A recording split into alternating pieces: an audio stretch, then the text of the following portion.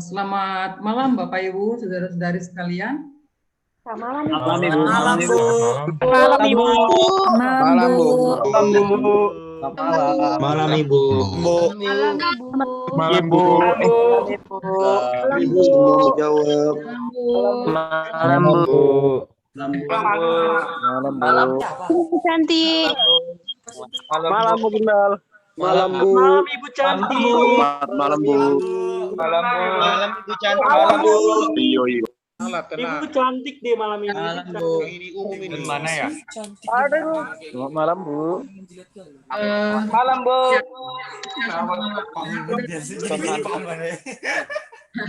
Selamat malam Bu. Ya, yang pertama kami minta maaf untuk keterlambatannya acara yang dimulai. Memang karena persiapan kita sangat singkat, hanya dalam tempo 3 hari, lebih kurang begitu naik di Facebook kita langsung acara ini. Menghubungi pembicara juga sangat singkat waktunya, tapi syukurlah bahwa sejauh ini semuanya berjalan dengan baik. Sampai tadi jam 6 lewat ada kesalahan teknis di laptop narasumber sehingga juga masih harus dipending. Tetapi kita boleh bersyukur bahwa kita bisa mulai saat ini. Untuk tidak berpanjang kata-kata lagi, kita akan mulai acara ini akan dimulai dengan sebentar kami akan tayangkan acaranya, tapi kita buka dengan doa dulu. Kami mohon kesediaan Ibu Diakones Dr. Risma Siregar, dosen Sekolah Pendidikan Diakones HKBP. Silakan Ibu. Iya Bu, iya. Kita bersatu dalam doa. Ya Tuhan Allah Bapa kami bersyukur untuk semua kebaikan-Mu dalam perjalanan hidup kami hingga pada malam hari ini. Engkau memberikan kesehatan kepada kami. Pada saat ini kami akan mengikuti webinar dengan topik titik temu Israel Perjanjian Lama dengan Batak Toba yang akan disampaikan oleh Ibu Pendeta Dr. Liris, Bapak Pendeta Insinyur Monang Lepospos, Bapak Pendeta Bungaran Simajuntak, Bapak Pendeta Edwan Sinaga, dan Bapak Pendeta Sinaga yang dari STT. Ya Tuhan, mohon biarlah jaringan ke webinar ini tersambung dengan baik, jauhkan kerusakan, sertai berkati limpahkanlah kebijaksanaan-Mu kepada kami semua, pembicara dan peserta. Terimalah doa ini, terpujilah nama-Mu. Amin. Ya, Bapak Ibu sekalian, bersama kita sudah hadir Bapak Ketua STT HKBP Pendeta Dr. Hulman Sinaga, Bapak Insinyur Monang Lepospos dari Kota Tinggi, Lagu Boti, dan Bapak Profesor Bas Simanjuntak. Dan kita masih sedang menunggu Dr. Edward Sinaga. Sebagai pembuka, kita akan minta kesediaan dari Bapak Dr. Hulman Sinaga selaku Ketua STT HKBP untuk menyampaikan kata sambutan sekaligus membuka webinar ini secara resmi.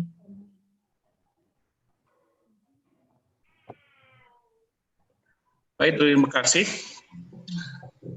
Selamat malam buat kita semua. Selamat malam Pak. Malam Pak. Malam Pak. Malam Pak. Selamat malam Pak. Malam Pak. Malam Pak. Malam Baik, Pak. saya akan lanjutkan apa yang perlu kita diskusikan malam ini. Bagi STT HKBP dan juga mungkin bagi sebagian besar mahasiswa, kegiatan kita dalam webinar ini adalah satu pengalaman eksperimental karena diskusi yang mempertemukan dua budaya yang sangat berbeda, baik dalam waktu maupun dalam tempat, itu sangat jarang dilakukan di sekolah-sekolah teologi di Indonesia, di Asia maupun di belahan bumi yang lain ya.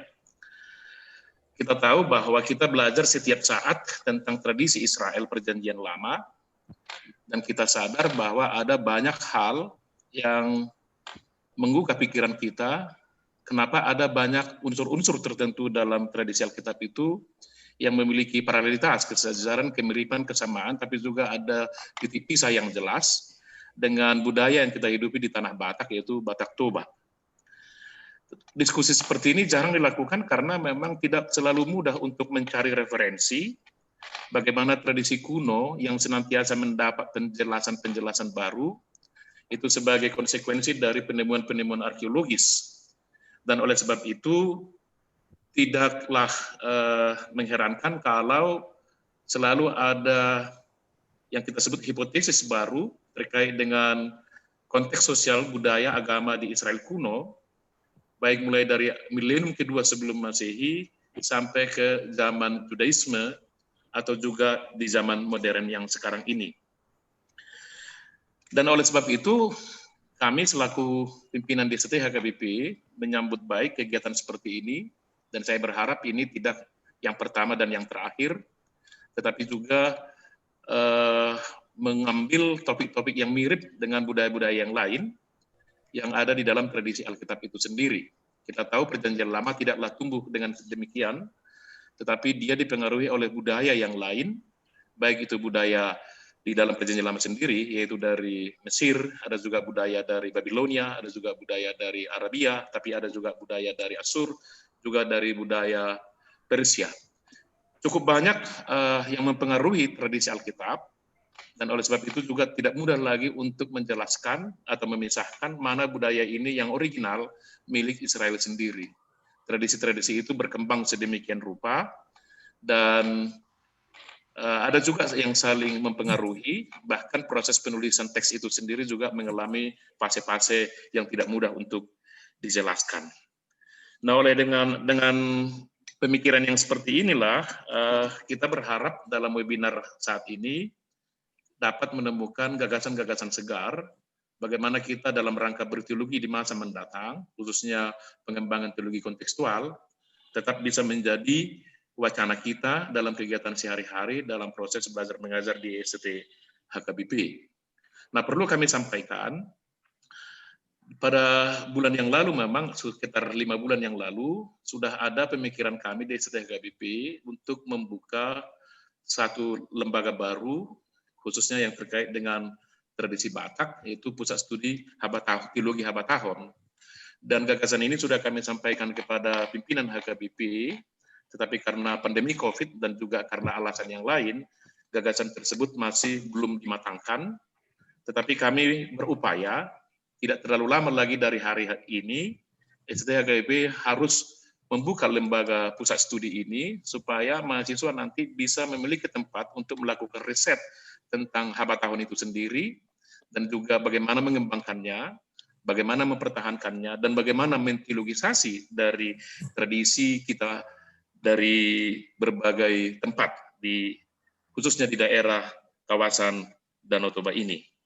Dengan munculnya nanti ini, Lembaga Pusat Studi Teologi Habatahon ini, kita berharap teologi-teologi kita tidak lagi melulu membahas tradisi Israel Perjanjian Lama atau Israel Perjanjian Baru atau gereja mula-mula atau zaman Helenisme, tetapi juga selalu melihat kaitan yang jelas antara tradisi Alkitab dengan tradisi di dalam budaya kita sendiri.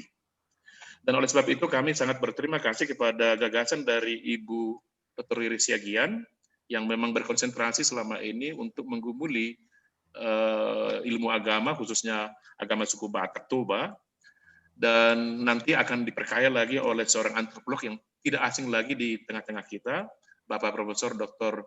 Bogaran Antonius Simajuntak, yang selama ini bertugas sebagai dosen di Universitas Negeri Medan. Bapak ini sudah banyak menulis buku tentang Habatahon, dan selalu ada gagasan baru yang dimunculkan untuk kita, berdasarkan hasil-hasil kajian penelitian yang dilakukannya selama bertahun-tahun di Universitas Leiden di Belanda, dan juga dari pengalamannya mengajarkan antropologi itu sendiri di Sumatera Utara dan juga di seluruh Indonesia. Selain itu juga kita bersyukur karena Bapak Monang Nepospos bisa hadir dalam webinar ini, membantu kita juga untuk memahami apa yang klasik tradisional dari Habatahon yang masih bertahan dan mungkin masih terus kita pertahankan ke masa yang akan datang. Dan kita juga nanti akan mencoba bertanya bagaimana mensinkronisasi pemahaman Batak itu dalam pengertian teologis kita sendiri di tradisi gereja. Bapak Murane Pospos adalah salah satu tokoh Batak yang menganut agama Habatahon, dan tentunya nanti kita boleh di sini berdiskusi bagaimana kita bisa saling bekerja sama mempertahankan tradisi ini meskipun di dalam kepercayaan yang tidak selalu seiring dengan Habatahon itu sendiri. Ini akan memperkaya kita dari segi masing-masing untuk melihat mana yang boleh kita manfaatkan untuk membangun kebanggaan kita sebagai penerus Batak itu sendiri. Dan oleh sebab itu saya tidak lama lagi untuk menyampaikan sambutan ini. Saya berharap kita diberkati Tuhan dengan gagasan baru yang kita peroleh dari diskusi malam ini. Dan demi kemuliaan Tuhan, semua ini kita sampaikan kiranya dari awal sampai akhir tetap di dalam lindungan Roh Kudus. Biarlah kita semua menjadi berhikmat dan bijaksana untuk menemukan dari gagasan-gagasan yang disampaikan narasumber nanti, supaya kita boleh berkembang dalam rangka berteologi dalam konteks budaya Batak itu sendiri. Tuhan memberkati kita semua, dan saya membuka webinar ini di dalam nama Allah Bapa, Anaknya Tuhan Yesus Kristus, dan Roh Kudus. Terima kasih.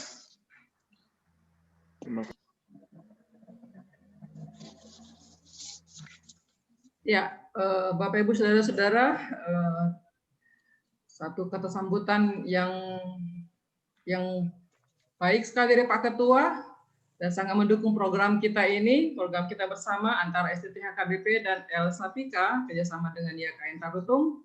Untuk tidak berpanjang waktu, karena waktu kita juga sangat terbatas, kita boleh langsung mendengar paparan dari Bapak Pendeta Dr. Fulman Sinaga.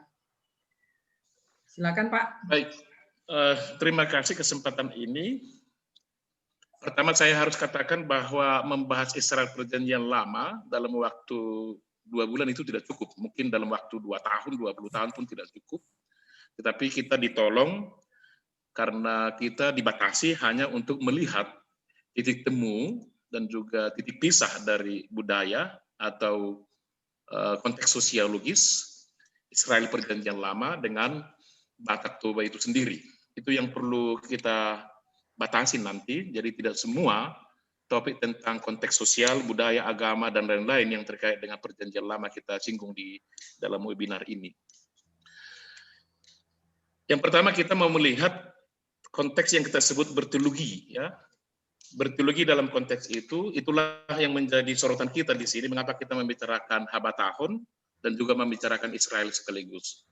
Dalam pemahaman saya, teologi itu berupaya untuk mencari dan menemukan jawaban terhadap pertanyaan bagaimana Allah bertindak kepada manusia di satu sisi, dan bagaimana manusia memahami pewahyuan Allah dalam realitas kehidupan sehari-hari pada sisi yang lain. Kalau definisi seperti ini kita terima, maka seluruh konteks Alkitab Perjanjian Lama yang terkaitan dengan Israel dan dalam budaya dan agamanya mestilah demikian didefinisikan. PL itu sendiri adalah berisi bagaimana Allah berkarya dalam interaksi dengan Israel dan bagaimana Israel menanggapi karya itu di dalam kehidupannya sehari-hari. Pertanyaannya kita adalah bagaimana seseorang yang membaca Alkitab itu dapat menemukan, menafsirkan, dan memformulasi secara baru tradisi Alkitab sebagai data yang hidup, agar firman Allah itu tidak statis dan historis melulu, tetapi hidup dan dapat dialami pada konteks kehidupan masa kini. Ini penting saya garis bawahi dalam rangka berteologi, bahwa teks Alkitab yang kita baca tidak hanya untuk menjelaskan historisitasnya saja, tidak hanya menjelaskan bagaimana Israel pada masa yang lalu, pada zaman Alkitab, tetapi menemukan sesuatu dari cerita-cerita historis itu yang perlu kita kembangkan dan perlu kita amalkan, kita imani dalam kehidupan kita sebagai pengikut Tuhan Yesus Kristus. Dalam kaitan itu sebagai makhluk sosial dan kultural, kita manusia hidup dinamis, dan dalam kaitan itu teologi menjadi penting untuk mengalami Allah dalam kehidupan konkret sehari-hari. Kita berteologi bukan berteologi di atas langit, juga bukan berteologi di bawah bumi, tetapi berteologi di dalam realitas, di mana kita hidup sebagaimana umat Israel Perjanjian Lama itu sendiri juga hidup di masa yang lalu berinteraksi dengan Allah. Dalam hal ini, refleksi teologi berarti harus selalu lintas budaya dan lintas generasi. Jadi teologi itu tidak hanya sesuatu yang ditemukan pada saat sekarang, tetapi juga sesuatu yang ditemukan pada masa yang lalu, mungkin sudah ribuan tahun. Dan sekarang itu juga kita dapat alami. Nah, dalam slide berikutnya, kita melihat adanya paralelitas, dan juga paralelitas ini tidak hanya persamaan, tapi juga ada perbedaan di antara Israel Perjanjian Lama dan juga Batak Toba dari masa lalu dan masa kini. Israel PL dan Batak Toba, dua masyarakat yang berbeda dalam banyak hal. Misalnya, sejarahnya, kita tidak tahu persis 100% sejarah Israel, tapi juga sejarah Batak itu sendiri.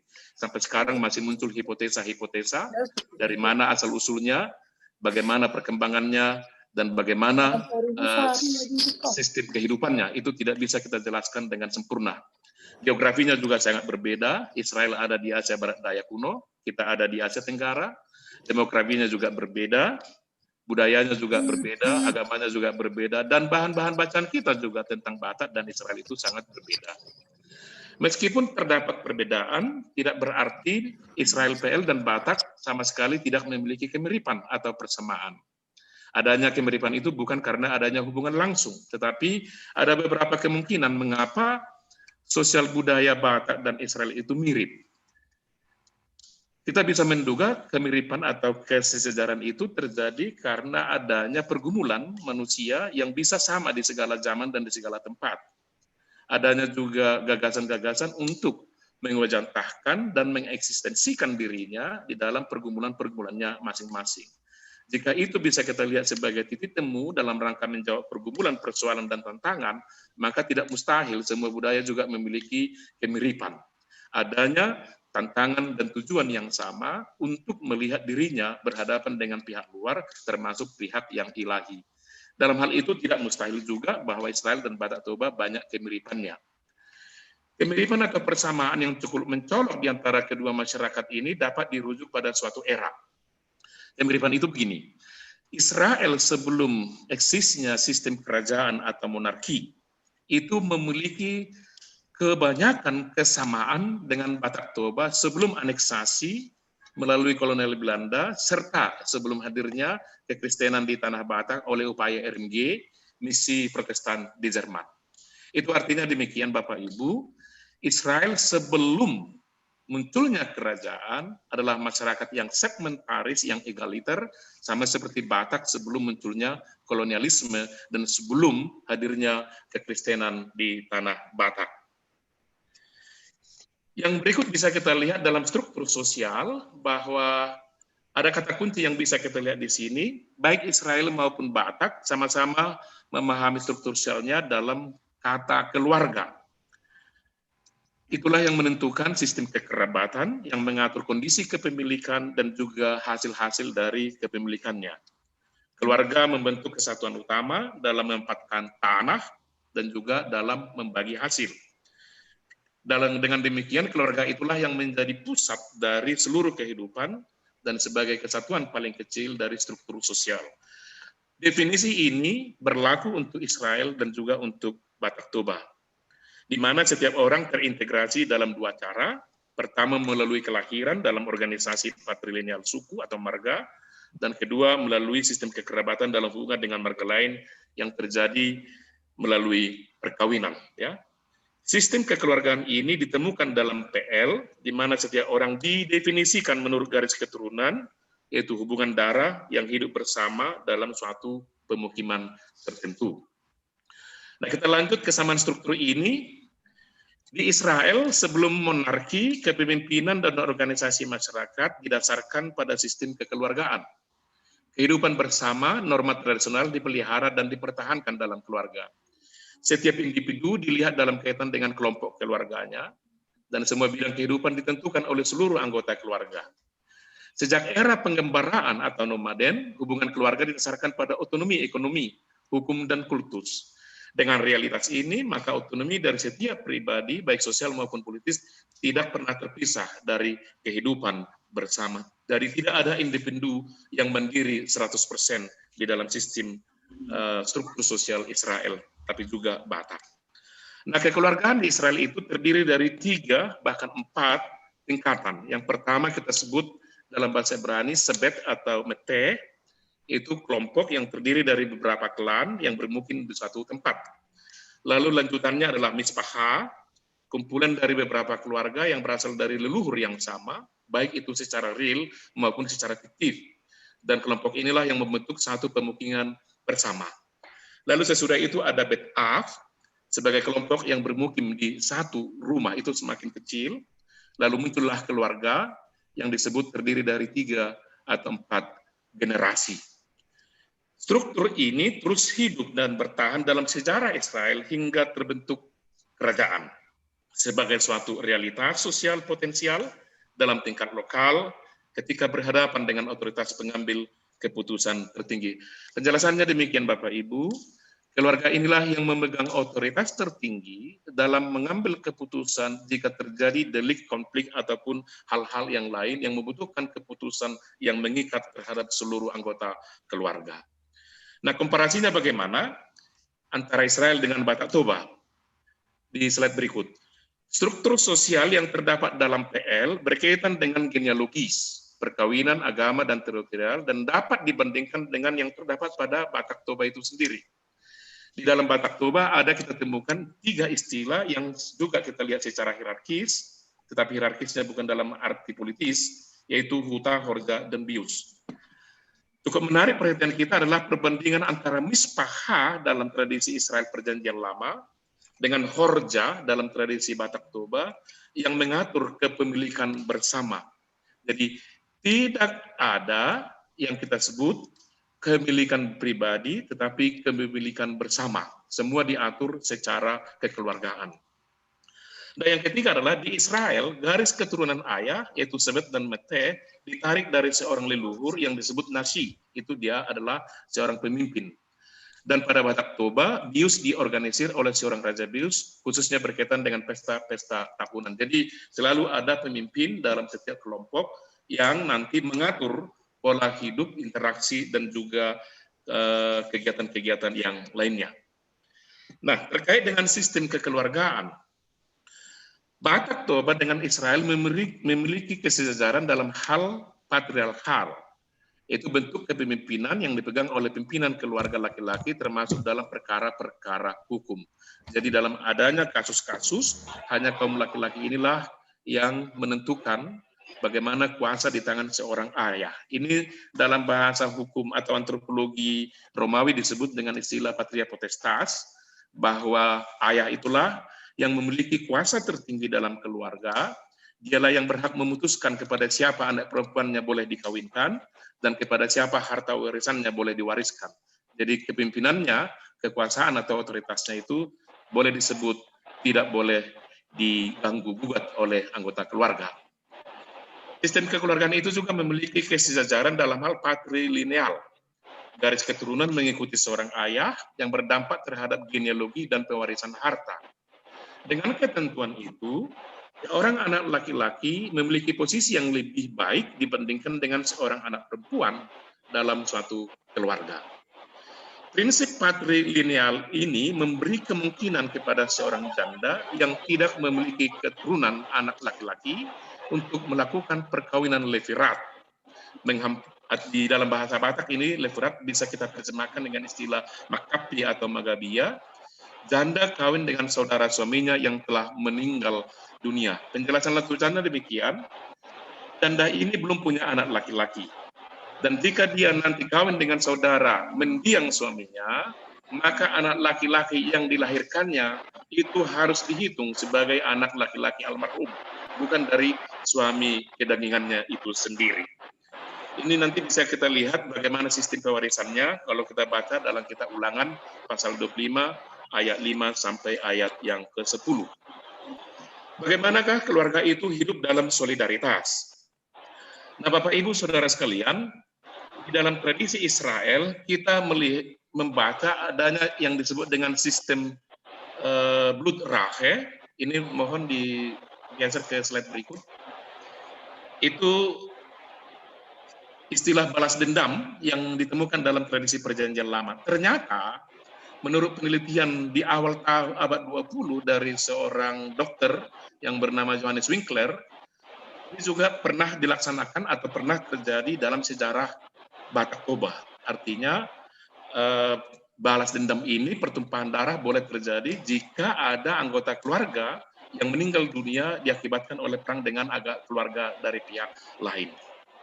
Tetapi dia membatasinya, ternyata istilah balas dendam itu atau penuntutan darah di tanah Batak itu hanya terjadi dalam 3 kasus besar, yaitu jika terjadi perzinahan, jika terjadi pengkhianatan, dan juga jika terjadi pembunuhan. Jadi yang melakukan 3 ini, pihak keluarga yang dirugikan wajib melakukan tuntutan balas dendam terhadap pihak yang telah melakukan kerugian terhadap keluarganya. Memang di masa sekarang hal ini sudah tidak kita temukan lagi, mungkin dugaan saya sejak munculnya yang diterapkan oleh kolonial dan juga setelah menganut agama yang baru yaitu Kristen. Nah, dalam hal yang lain kita juga melihat adanya persamaan terkaitan dengan prinsip hukum dalam masyarakat Israel dan juga Batak Toba. Di Israel yang menjadi sumber dari semuanya kita sebut Torah. Memang Torah ini, mohon dibuat slide berikut. Torah di Israel mengalami perkembangan literaris. Kita bisa melihat perkembangannya demikian. Pertama-tama ada kitab perjanjian yang kita baca sekarang dalam kitab Keluaran pasal 20 ayat 22 sampai pasal 23 ayat 33. Sesudah kitab perjanjian ini terjadi amandemen hukum yang kita temukan sekarang di dalam hukum Deuteronomis pada kitab Ulangan pasal 12 sampai pasal 26. Lalu ada juga yang kita sebut dengan Dekalog atau 10 firman dalam kitab Ulangan pasal 20 dan kitab Keluaran pasal 20 dan kitab Ulangan pasal 5.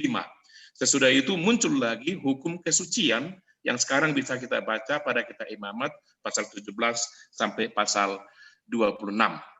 Ketentuan-ketentuan hukum tersebut memuat hak dan kewajiban serta sanksi terhadap setiap pelanggaran. Apa yang kita temukan dalam seluruh gulungan hukum-hukum perjanjian lama ini, kita temukan juga sebagian besar dalam Atik Dohot Uhum Nihalak Batak, meskipun kita akui usia dari Atik Dohot Uhum Nihalak Batak jauh lebih muda, lebih dari 1.500 tahun. Tetapi prinsip-prinsipnya masih kita temukan ada banyak kesejajarannya. Nah, di dalam tradisi Batak Toba, Torah itu boleh kita sejajarkan dengan adat. Hukum adat, meskipun tidak statis, memang berbeda, namun tidak ada bukti tertulis tentang perkembangannya. Kita tidak membaca adanya hukum adat yang tertulis yang berasal dari sekitar 500 tahun yang lalu. Legitimasi terhadap hukum adat terkesan dapat terjadi ketika delik muncul ke permukaan, di mana para pengambil keputusan membuat suatu kesepakatan sehingga solusi terhadap kasus-kasus tertentu dapat diputuskan. Dinamika itu dapat dipahami sebagai satu kekuatan, sebab ketentuan-ketentuan hukum adat dapat senantiasa diaktualisasi sesuai dengan perkembangan zaman itu sendiri. Nah, di slide berikut, kita melihat langsung ke konteks khusus, bagaimana melihat Israel PL dengan Batak Toba dalam perbedaan dan persamaan. Israel dengan Batak Toba tidak ada hubungan historis. Mohon maaf Bapak Ibu, kalau saudara buka Google, melihat persamaan dan perbedaan ini, ada banyak hipotesis dan spekulasi yang menyatakan bahwa Batak Toba adalah keturunan dari 10 suku Israel yang telah tidak eksis sejak tahun 722 setelah hancurnya Samaria oleh Asyur. Spekulasi ini bukan menjadi bahan diskusi kita, dan itu semua saya anggap adalah sesuatu yang perlu dibuktikan lebih jauh di kemudian hari. Kedua, hukum dalam Pentateuch tidak pernah menjadi bahan dasar menyusun ketentuan hukum adat. Itu artinya antara tradisi hukum Israel dengan tradisi Patik adat di Halak Batak tidak ada hubungan langsung. Saya sangat yakin bahwa Raja Adat Batak tidak membaca hukum-hukum PL dalam rangka membuat keputusan-keputusan hukum di tanah Batak di zaman dahulu. Dengan demikian, historisitas Israel dengan Batak Toba tidak dapat diverifikasi. Ada jurang yang sangat jauh menganga yang tidak bisa kita jembatani untuk menghubungkan antara Israel PL dengan Batak Toba itu sendiri. Dengan demikian, ketentuan dalam Pentateuch dan hukum adat sama-sama dilegitimasi secara agama. Kita tahu semua hukum dalam Perjanjian Lama itu dicatat sebagai hukum yang bersumber dari Allah Yahweh, diserahkan kepada umat Allah melalui Musa, hambanya. Demikian juga dengan adat. Walaupun kita tidak tahu siapa yang menciptakan hukum itu, tetapi Batak sangat yakin dan dilegitimasi melalui sebuah prinsip perumpamaan yang menyatakan ada 2 garis ini hatun nimula jadi siradotan ganupari di isu ulu balang ari. Jadi konsep ini sama-sama dimiliki, jadi tidak ada ciptaan manusia di dalamnya, tetapi diyakini semua prinsip-prinsip hidup berasal dari yang ilahi. Perbedaannya adalah hukum adat tidak pernah tertulis tetapi tetap dipakai. Dan hukum adat ini boleh berkembang, juga sedikit ada perbedaan antara satu daerah dengan daerah yang lainnya di kawasan Tapanuli Raya. Di slide berikut kita melihat apa yang disebut dengan fungsi hukum.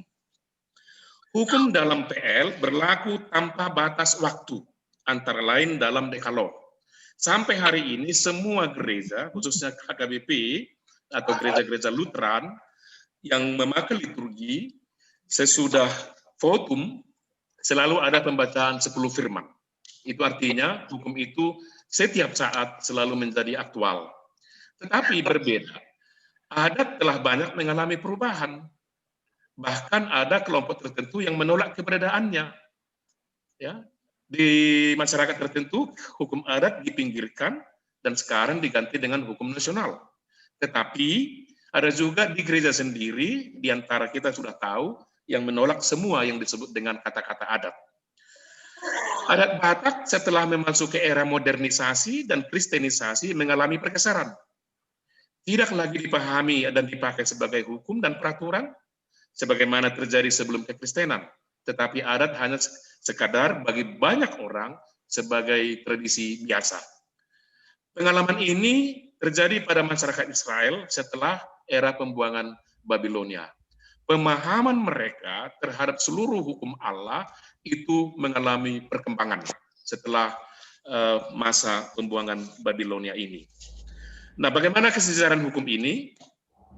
Kita lihat minimal dalam 3 prinsip ini terjadi kesamaan. Masyarakat Israel PL memiliki prinsip geula, hak tebus. Jika ada tanah yang terjual atau digadaikan oleh keluarga tertentu, maka salah satu anggota keluarga dari kelompok Bet-Af itu diberi kemungkinan untuk mengembalikan hak kepemilikannya kepada Bet-Af-nya. Oleh sebab itulah kita tidak heran kalau kita membaca Imamat 25 ayat 23 sampai 24 bahwa tanah tidak pernah boleh dijual di Israel. Dan salah satu upaya perjanjian lama agar tanah itu tidak berpindah hak kepemilikannya, mereka memberlakukan tahun Yobel. Tahun Yobel ini adalah salah satu alternatif terakhir jika keluarga tidak mampu lagi untuk menebus tanah itu, maka ada satu ketentuan setiap 50 tahun tanah harus kembali kepada pemilik, yaitu keluarganya. Prinsip yang kedua yang sejajar kita lihat dalam pengertian hukum adalah hak pewarisan. Israel dan Batak Toba menentukan hanya anak laki-laki lah yang memiliki hak untuk mewarisi harta dari orang tuanya. Anak perempuan sama sekali tidak diberi. Tetapi ada satu kemungkinan dalam kasus-kasus tertentu, kalau kita membaca nanti dalam kitab Bilangan pasal 27 dan juga pasal 36, bahwa perempuan itu diberi juga kesempatan untuk mewarisi harta orang tuanya. Ini juga terjadi bagi masyarakat Batak, khususnya di era modernisasi sesudah kemerdekaan, juga sudah mendapat warisan. Nah, Bapak Ibu, Saudara sekalian semuanya, apa gunanya kita membahas 2 budaya yang berbeda walaupun ada persamaan dan perbedaannya ini untuk kepentingan kita berteologi di zaman sekarang ini? Ini yang saya sebut dengan hermeneutika kontekstual. Pertanyaan utama hermeneutika kontekstual adalah bagaimana orang Kristen Batak di Indonesia dapat memahami Alkitab Perjanjian Lama yang berkaitan dengan hidup umat Israel dalam berbagai hal, meskipun berbeda tetapi dapat ditafsirkan dan dipahami dalam konteks nyata, sehingga arti dan makna teks dapat ditemukan dalam realitas kita di masa kini. Mohon slide berikut. Dengan demikian muncul juga pertanyaan yang kedua dalam hermeneutika kontekstual ini, bagaimana kita melalui budaya masa lalu membangun sebuah teologi kontekstual menjadi teologi fungsional. Jadi teologi itu bukan hanya rumusan-rumusan yang penting untuk dipercayai, tetapi teologi itu harus berdaya guna, berdampak bagi para pembacanya di masa sekarang ini. Dan yang ketiga adalah hermeneutika kontekstual, berarti suatu seni penafsiran teks-teks Alkitab dalam kaitan dengan hidup manusia yang di satu sisi berada dalam konteks pluralisme, budaya, agama, dan sisi yang lain berada ditandai dengan adanya kemiskinan, penindasan, dan ketidakadilan. Hukum-hukum dalam Perjanjian Lama harus dipahami dalam pengertian ini. Hukum itu ada pertama sebagai tanggapan terhadap realitas, tapi juga sebagai antisipasi terhadap kemungkinan yang akan terjadi, supaya melalui hukum itu tidak ada manusia yang dipinggirkan, tidak ada yang dirugikan, tetapi semua berlangsung dalam prinsip keadilan, yaitu keadilan Allah. Itulah PL, dan itu juga lah hukum yang dipahami atau patik yang dipahami oleh masyarakat Batak Toba itu sendiri. Nah sekarang, input atau output dari diskusi kita ini menurut saya ada 3 yang perlu kita kembangkan ke depan dalam rangka mencari titik temu, tapi juga menemukan titik pisah antara Israel PL dengan Batak Toba itu sendiri. Pertama adalah ada beberapa titik temu persamaan kesejaran dan perbedaan antara budaya Israel PL dengan Batak Toba. Titik temu itu dapat menjadi jalan untuk memahami Alkitab yang lebih baik. Tolong slide terakhir. Yang kedua, budaya Batak yang relatif masih cukup kuat berakar pada masyarakat Batak dapat dipakai untuk menjelaskan isi dan pesan sekaligus pesan Alkitab, sekaligus memperkaya pemahaman terhadap Alkitab. Oleh sebab itu saya selalu mengikuti pandangan-pandangan terdahulu dari beberapa pendeta dan juga teolog Batak, selalu mengatakan jauh lebih baik Kristen yang berbudaya Batak daripada Kristen tidak berbudaya Batak, apalagi tidak Kristen dan juga tidak Batak walaupun dia Batak secara lahir. Yang terakhir adalah dalam rangka ini kita sebagai gereja bertugas untuk senantiasa menggumuli budaya yang dihidupi oleh warga kita sendiri, dan bagaimana kita dapat belajar dari tradisi Alkitab untuk mengalami Allah dalam kehidupan nyata sekarang ini, seperti yang dialami oleh umat Israel Perjanjian Lama itu sendiri. Nah Bapak Ibu, kata terakhir dari saya, sebelum nanti masuk ke diskusi, saya menyampaikan, ini hanya beberapa aspek yang bisa kita bahas malam ini. Masih ada banyak detail yang perlu kita kembangkan untuk melihat titik temu antara Israel Alkitab dengan Batak Toba di masa sekarang. Belum lagi kita bicara tentang tradisi bernyanyi, belum lagi kita bicara tentang tradisi mengokal holi, belum lagi kita bicara tentang tradisi mengedungi, dan banyak hal yang memang bisa kita diskusikan, tetapi karena waktu, hanya inilah yang boleh sebagai pembuka diskusi kita nanti, dan juga untuk diskusi-diskusi selanjutnya. Demikian saya sampaikan, saya kembalikan kepada moderator. Ya, terima kasih Bapak Ketua STT KBP, Pendeta Dr. Huluman Sinaga, untuk paparannya yang sangat padat, sangat bernas, tentu banyak diskusi dilahirkan dari paper itu sendiri. Selanjutnya kami beri waktu kepada Bapak Insinyur Monang Naipospos. Silakan Bapak.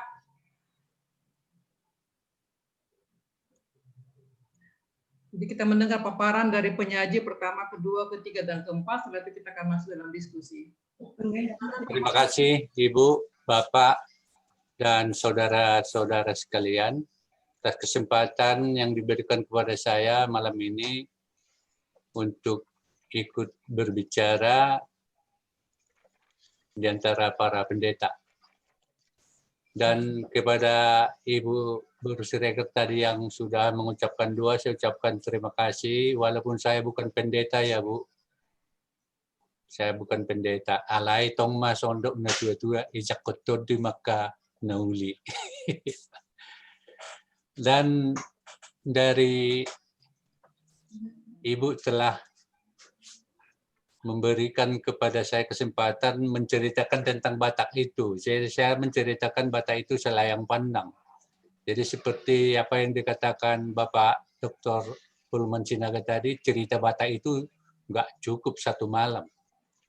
Jadi cerita satu malam. Jadi kiranya kita tahu Batak itu sebenarnya seperti apa. Atau saya yang buat slide-nya, Bu? Iya, langsung saja Pak. Slide sudah ready di. Oh, saya yang operasikan. Panitia yang akan mengoperasikan Pak. Joshua sama Arif. Kalau bisa saya aja. Oh iya, silakan Pak kalau gitu. Ya.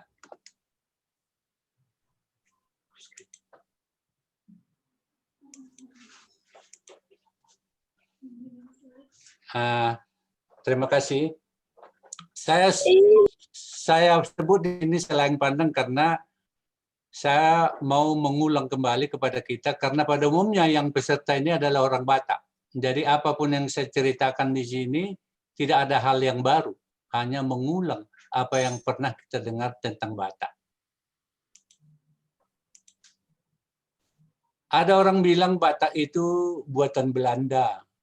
Ada orang bilang Batak itu membatak kuda. Ada yang bilang Batak itu pemakan daging ini dan segala macam. Tapi orang Batak memaknai kata Bataknya itu karena sikapnya. Orang Batak suka bertahan dalam kehidupan. Dari definisi kata-kata itu ada Batak yang dinamai arti bertahan. Dan batahan itu dimaknai sebagai pertahanan. Jadi batahan itu di dalam rumah Batak itu dindingnya kan miring. Jadi karena ada konsol yang disebut batahan, makanya dinding itu tidak roboh. Nah, itu batahan. Itu prinsip orang Batak. Dalam keadaan genting segenting apapun tidak sampai roboh. Batahi itu dimaknai dengan mengendalikan. Jadi kalau orang menggembala kerbau punya batahi, namanya dari bambu. Jadi batahi itu bukan fungsi membanting, memukul, hanya mengarahkan. Kalau batahinya di sebelah kiri, kerbaunya pergi ke kanan. Kalau batahinya sebelah kanan, kerbaunya ke kiri. Kalau bandal baru dipukul. Itu kata batahi. Jadi batah asalnya Batak. Jadi Batak adalah suku bangsa yang melakukan tatanan untuk mempertahankan entitas dengan peradaban yang dilengkapi berbagai unsur pemenuhan harkat dan martabatnya. Jadi orang Batak itu belum memiliki batahan, katanya kalau belum punya anak, makanya selalu orang Batak selalu menanti ada anak laki-laki. Karena itu pemenuhan harkat hidupnya. Jadi bukan menomorduakan perempuan ya, ibu-ibu pun yang sudah melahirkan anak tetap juga mengharapkan anak laki-laki, bukan hanya bapaknya. Itu karena ada di situ pemenuhan harkat yang diharapkan. Dalam sejarah kehidupannya, ini Pak Bas yang lebih tahu nanti yang menceritakan itu. Dalam sejarah kehidupannya orang itu, orang Batak dapat ditelusuri dengan terbentuknya sistem peradaban. Dapat juga dilihat melalui bagaimana mereka memaknai lingkungan hidupnya. Jadi lingkungan hidupnya itu bagi orang Batak sangat dimaknai dan dihargai. Dan bagaimana mereka membuat peralatan dan merekayasa teknologi untuk hidupnya. Itu pandangan antropologi. Dan bentuk nilai-nilai dan norma-norma di komunitasnya. Itu sampai sekarang kita masih bisa melihat dan memahami itu. Penyebaran penduduk dalam ruang kehidupan telah membentuk karakter sendiri dengan lambang dan nilai sendiri. Jadi kalau kita lihat orang-orang Batak itu di dalam penyebarannya selalu ada perbedaan, membuat karakter sendiri. Jadi bahamu itu bamaiba, mulu hamisa mausir dan soni. Ada perkataan itu, tetap ada titik temu. penghargaan terhadap lingkungannya dan kemampuan merasakan energi kehidupan di lingkungannya itu pun terbentuk. Makanya orang Batak itu ada bagaimana menghargai tanah, menghormati air, menghormati hutan dan lingkungannya. Dan orang Batak juga mampu merancang bangun perumahan, peralatan pertanian, peralatan tekstil, dan peralatan musik dengan kemampuan sendiri. Jadi kalau ada pun peralatan-peralatan teknologi itu,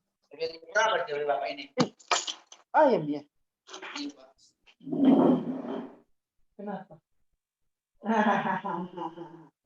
ada yang kurang. Ya, silakan Pak. Nah itu ya. Jadi merancang bagi orang Batak itu sudah tahu, bertani sudah tahu, tekstil sudah tahu, peralatan musik. Kalaupun ada teknologi-teknologi yang masuk dalam teknologi yang sudah mereka miliki adalah penyempurnaan. Kalau dulu mengukur pakai suhat dan lilit, setelah ada meter digunakan. Itu mereka mengadopsi teknologi. Lilit dan suhatlah ukuran-ukuran masa lalu. Dan ragam seni musik, tari, tenun ikat, dan tata kelolanya dalam kehidupan yang beragam. Jadi semua unsur-unsur peradaban itu dipenuhi oleh orang masyarakat Batak.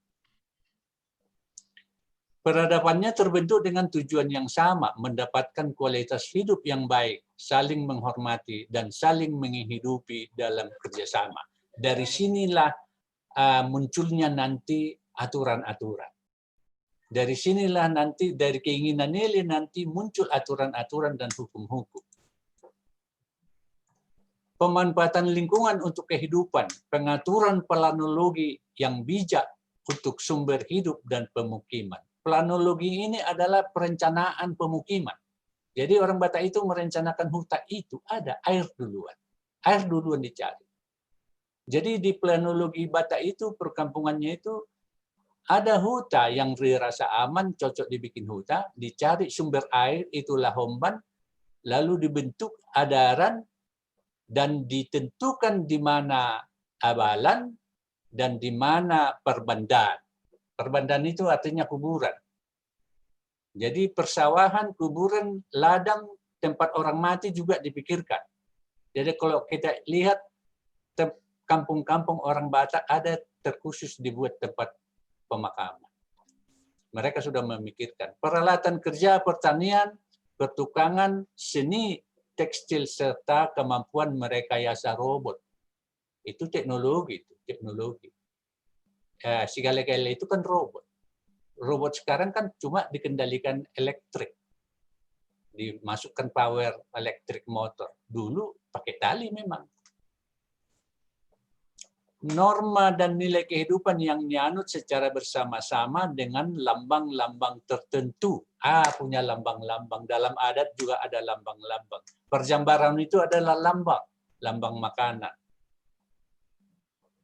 Yang dituangkan dalam adat istiadat, seni tari, seni musik, seni ukir, seni tenun, dan sastra. Kita dengar pantun-pantun masa lalu itu sangat bagus, beda dengan yang sekarang. Punya arti. Nah, inilah buat dari keinginan tadi. Keinginan ada pengaturan. Aturan dan hukum yang dibentuk secara bersama-sama. Sistem kepemilikan wilayah, perorangan, dan aturan yang menjaga dan menghormati kedaulatan komunitas dan individu. Itu ada. Dikaji. Kalau ada yang mau kaji ini ke masyarakat Batak masa lalu, dapat itu. Ada sisa-sisanya kelihatan. Jadi nggak ada hak wilayah sekarang. Mulon tu seru tanonisi menjuntak mai. Mulon tu seru tanonisi agian mai. Mulonyon satu duluan tanonisi hombing mai. Siapa bilang tidak? Ribut kalau disangkal itu. Pengaturan pemanfaatan lingkungan hidupnya, ya seperti hauma, persawahan sebagai sumber pangan.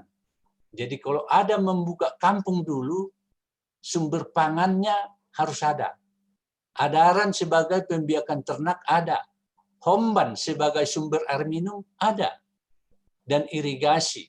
Jadi irigasi itu buatan leluhur itu masa lalu. Cuma pemerintah sekarang membuat semen di situ. Jadi itu buatan leluhur kita. Perbandaan sebagai tempat pemakaman umum, Balian sebagai wilayah luar kampung. Jadi di luar kampung itu namanya Balian. Kalau diluarkan dari kampung namanya di Babali. Di Babali, itu Balianan, di Bali. Di Bali, bukan Bali, Bali sana ya. Balian. Inilah sebagian kelengkapan huta atau kampung bagi orang Batak.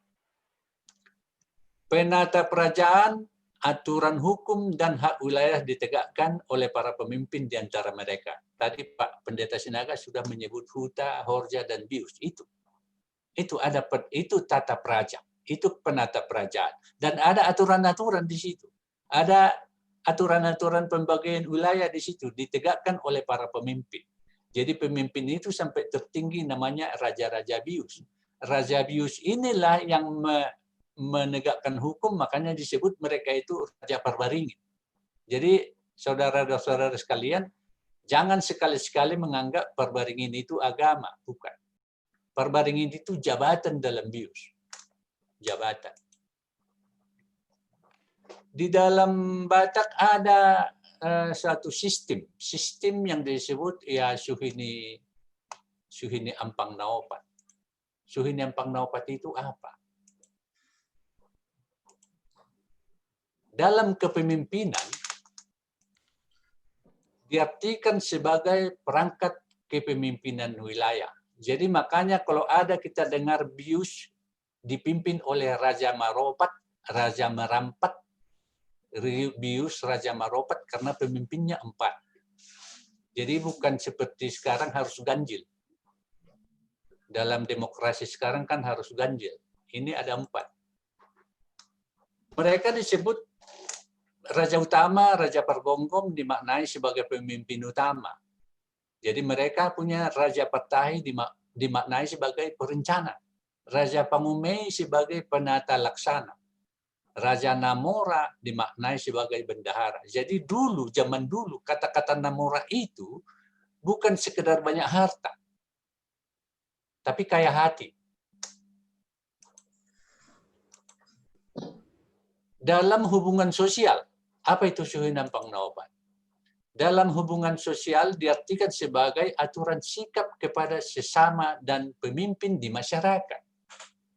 Disinilah berlaku apa yang dikatakan orang sekarang terhadap Dalihan Natolu. Sebetulnya itu dari Suhini Ampang Naopat, cuma dipenggal.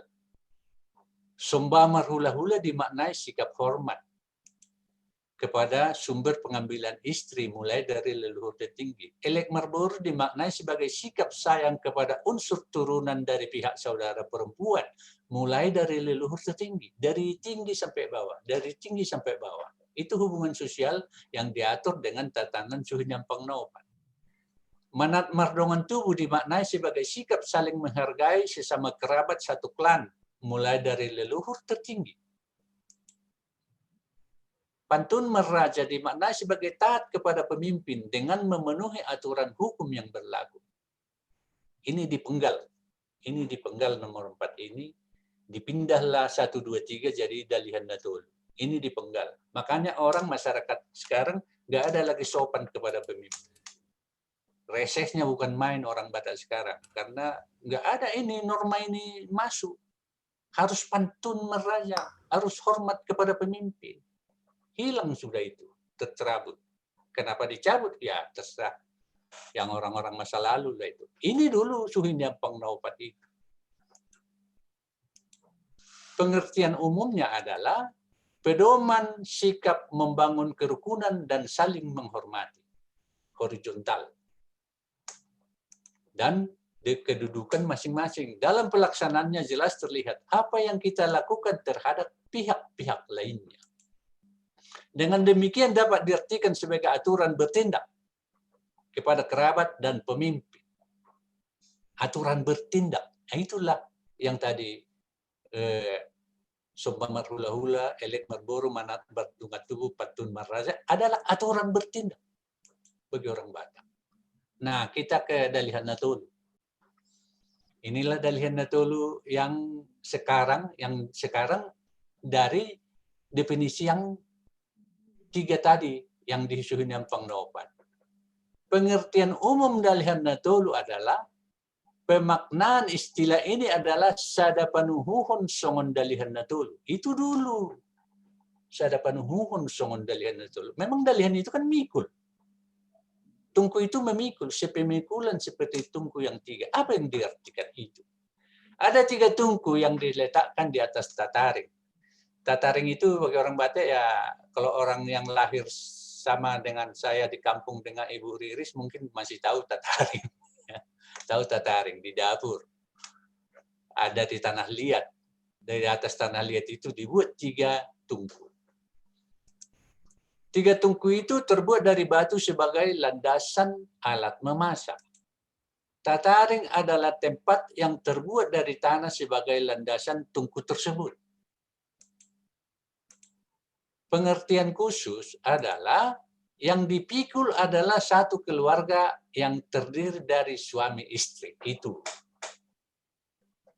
Satu suami istri dipikul oleh 3 pemikul tadi. Jadi yang pemikul itu siapa? Ikut ke hula-hula Bonanyari? Nggak mungkin lah. Nggak terus mungkin lah Bonanyari tahu permasalahanku.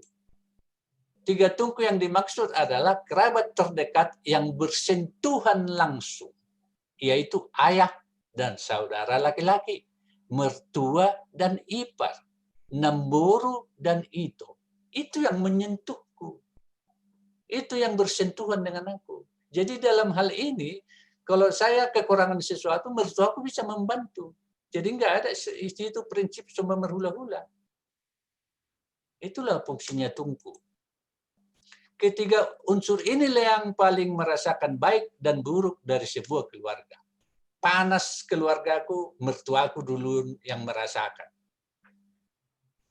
Sejuk keluargaku, mertuaku yang duluan merasakan. Ibuku, saudaraku, dan itoku. Enggak sampai ke Bonanyari itu.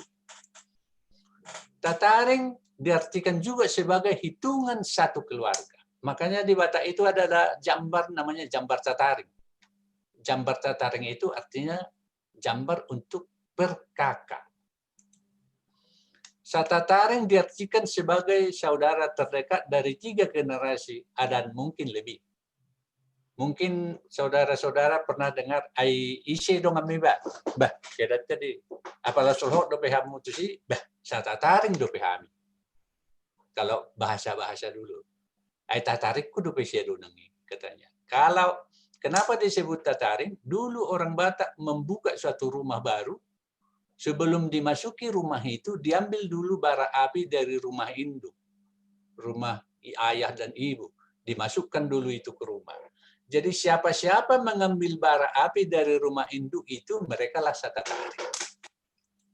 Kalau sekarang kan dikontrakkan rumah masuk-masuk sendiri. Nggak ada lagi aturan-aturan main itu, makanya nggak tahu lagi.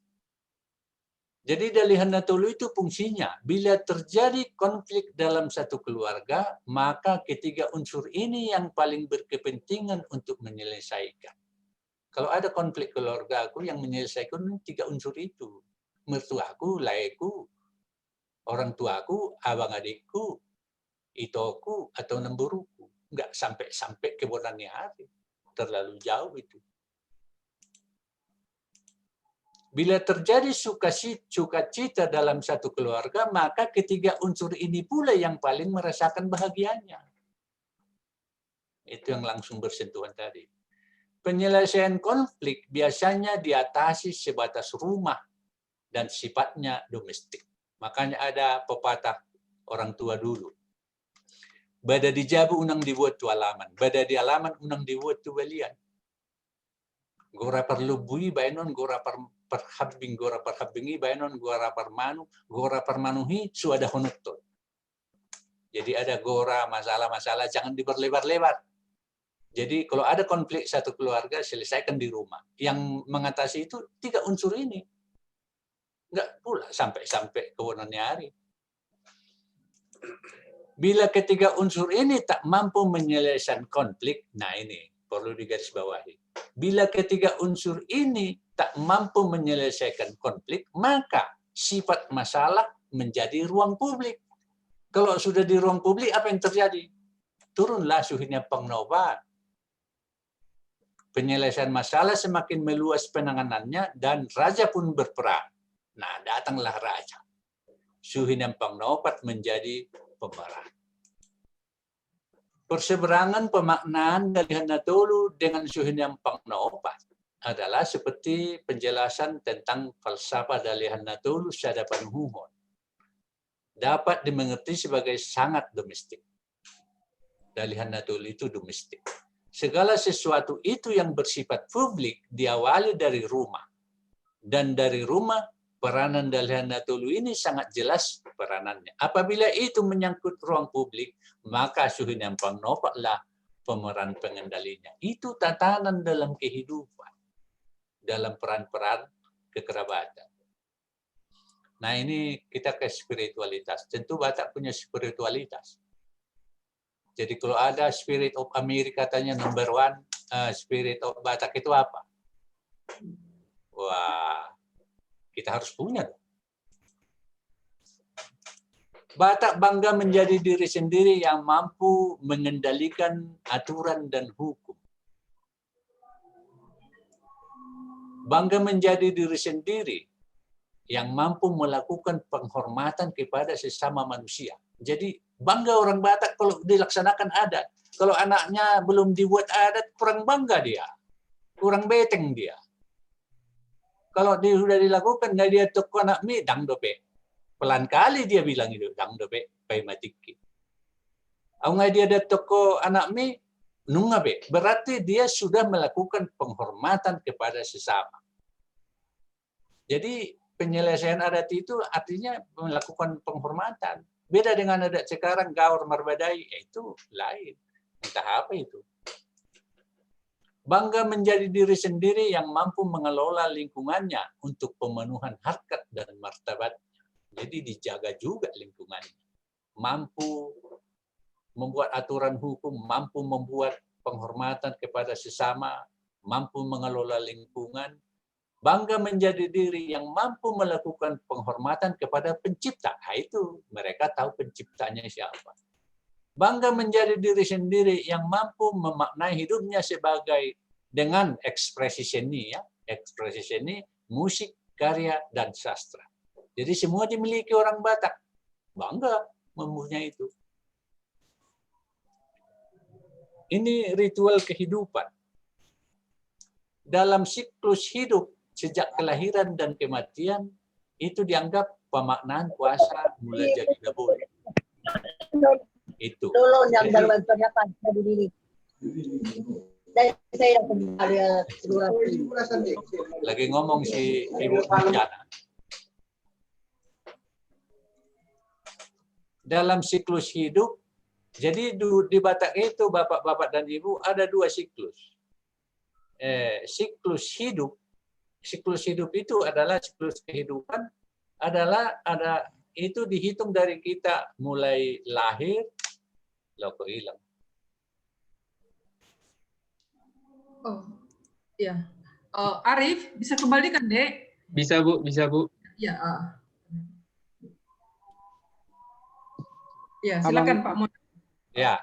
Jadi maaf, Amang, slide-nya nggak berjalan, Amang. Jadi kami nggak bisa mengikutinya. Terima kasih. Nggak berjalan? Enggak, Iya. Amang. Dari tadi kawan-kawan sudah meminta. Jadi padahal ini materi sangat bagus sekali tentang harkat markat orang Batak begitu. Kasihan adik-adik kami nggak bisa melihatnya, Mang. Terima kasih. Tapi di sini jalan. Mohon maaf, Pak. Biar saya saja yang operasikan share screen-nya, Pak. Oh gitu. Kenapa nggak dari tadi? Oh, ini komunikasi. Ini udah Anda mengapa ya? Menjalankan? Sudah, Pak. Iya, iya. Dari spiritualitas, ya. Oke. Karena saya biasa membuat itu sepenggal-sepenggal. Jadi penggalan pertama lagi diterangkan, orang lain sudah membaca di penggalan terakhir. Jadi nggak runtuh. Ya, jadi mohon maaf, Amang, kalau udah keputus ya. Terima kasih. Ya. dalam orang Batak itu ada memaknai dua siklus. Siklus kehidupan dan siklus penghidupan. Siklus kehidupan itu mulai dalam kandungan, melahirkan, dewasa, menikah, sampai matua sampai meninggal dunia. Ada ritual-ritual dan nampak itu dalam adat-adat kita masih lihat itu ada ritual kehidupan. Dalam ritual penghidupan itu dalam siklus kerja yang saya maksud itu. Dalam situ pilih benih, rendam benih, tabur benih, sampai tondieme namanya itu lagi boltok, sampai mamona-mona, matumona.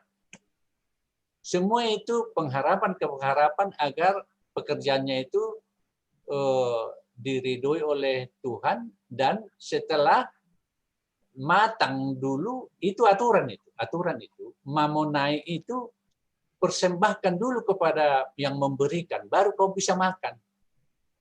Nggak boleh dimakan itu. 2 ikat padi itu dibona-bona dari sawah, 2 ikat diambil ke kampung, 1 ikat dibuat itak untuk dipersembahkan, 1 ikat itu bakal benih.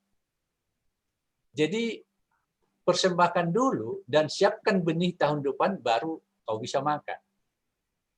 Itu siklus-siklus yang 2 itu yang harus sejalan bagi orang Batak.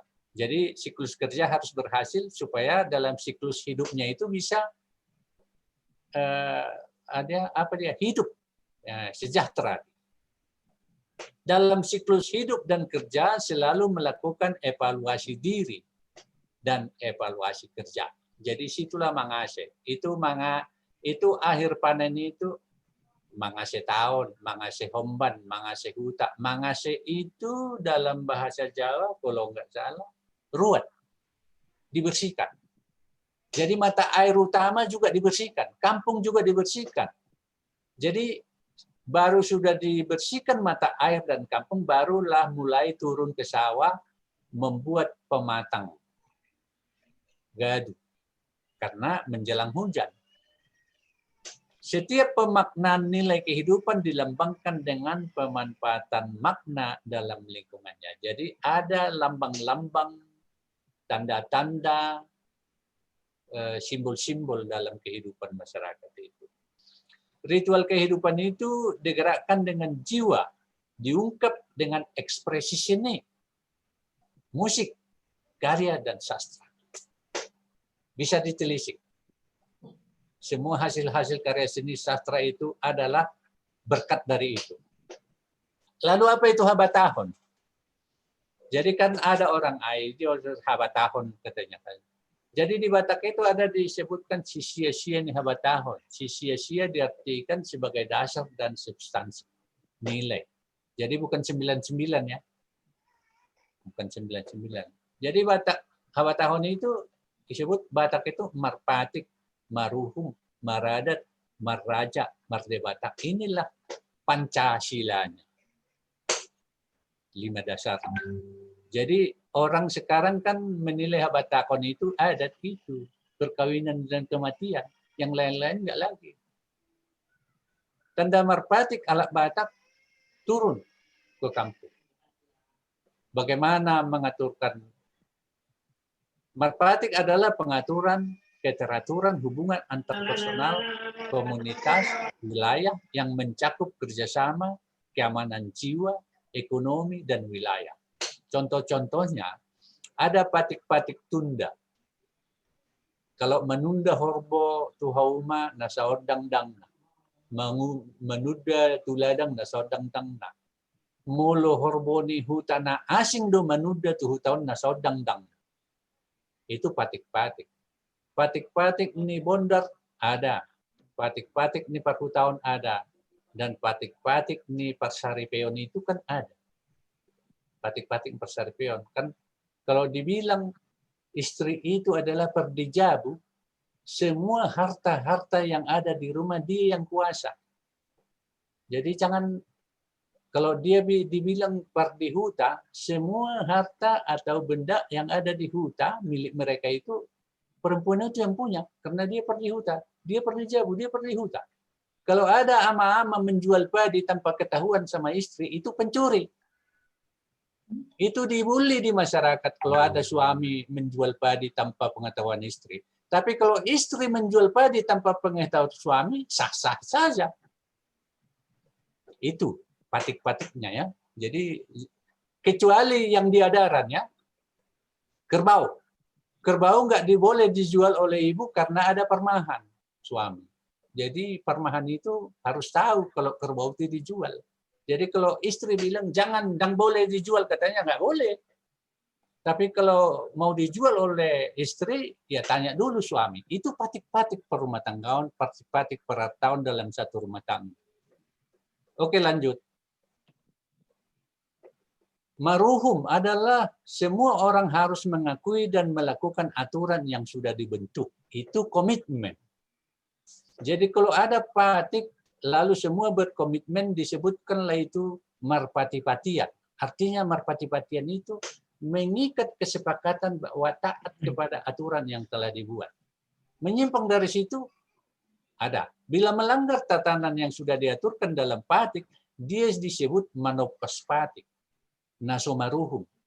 Jadi mulai songhum ni, song edat ni.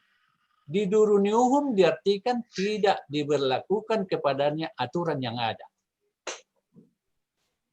Kalau sudah diduruniuhum itu kan hukuman moral.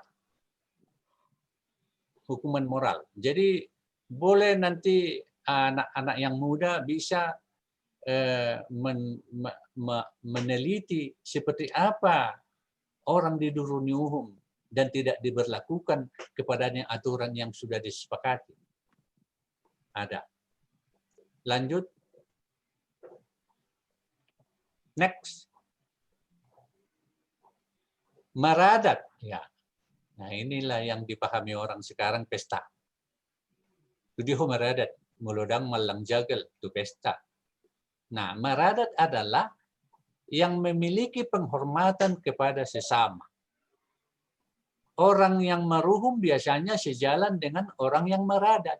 Makanya selalu kita dengar, ada pinaradat, pinaruhum. Kan sering lagi orang-orang tua bilang itu. Mulodengkan adatnya dengan muhumna. Tata krama diaturkan untuk membangun relasi sosial. Penghormatan terhadap hubungan sosial itulah sebenarnya yang disebut adat. Jadi sekarang di adat kita ada saling memaksa, memeras, ya, menonggaki, tidak ada tenggang rasa, itu adat apa? Itu bukan adat Batak. Dalam penyampaian penghormatan itu, bila dalam acara paradaton yang digelar dengan makan dan minum, maka diberi tudu-tudu dari bagian bongkahan hewan yang disembelihnya.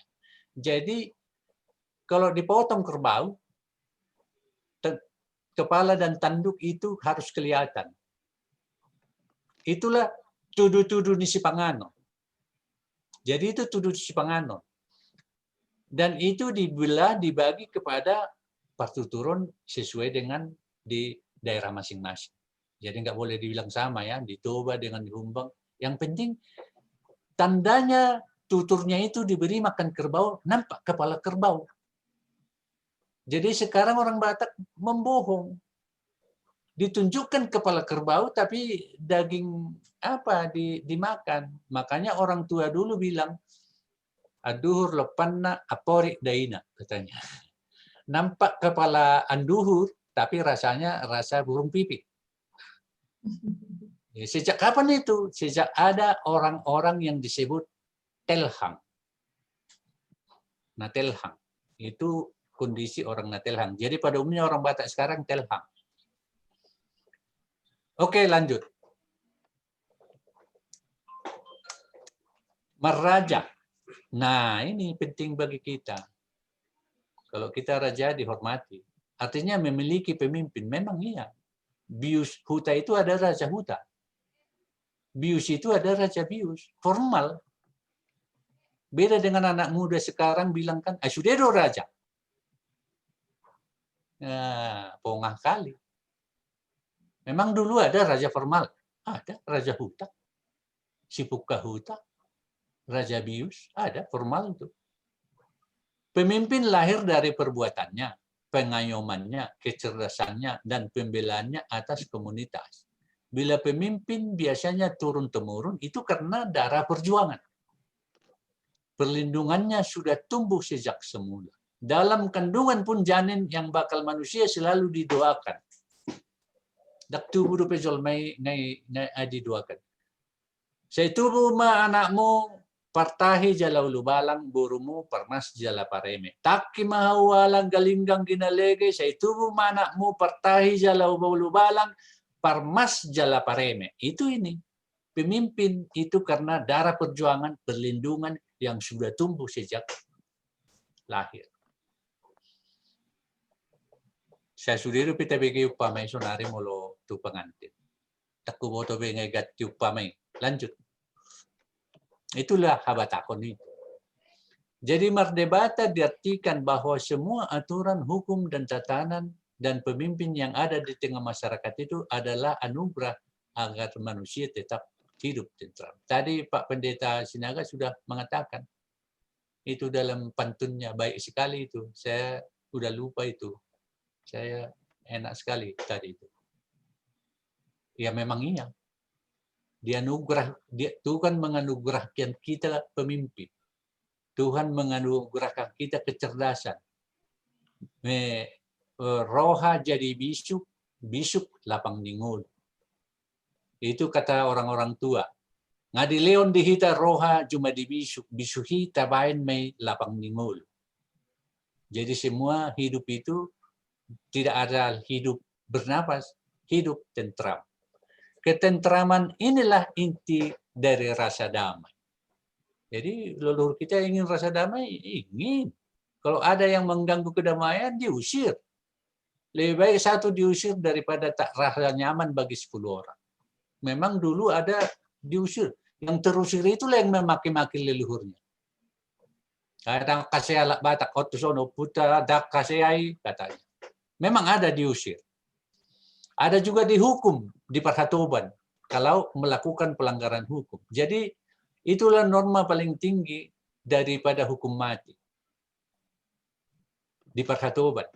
Kalau hutangnya tak terbayar di Parhatoban artinya sampai lunas hutangnya itu dari tenaganya, diperas tenaganya, itu hukumannya daripada mati.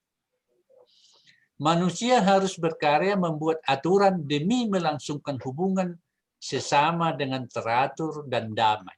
Dan mulai jadi nabolot diakui memberikan pemimpin di antara mereka menegakkan hukum yang adil. Anugerah pemimpin itu. Anugerah. Patik dan Uhum itu juga anugerah bagi masyarakat. Oke, lanjut. Ini sikap-sikap orang Batak yang sudah dilupakan. Walaupun sampai sekarang ada yang bernama si Daulat. Karena nggak ada lagi, udah jarang yang kalau nama Ibu Ziagian ini nama Batak ini Riris. kalau Pak Jalagan Edison bukan nama Batak lagi, tapi masih ada Batak-Batak lama dan sekarang memanfaatkan kata-kata yang bermakna jadi nama. Si Daulat, kan ada. Apa arti Daulat?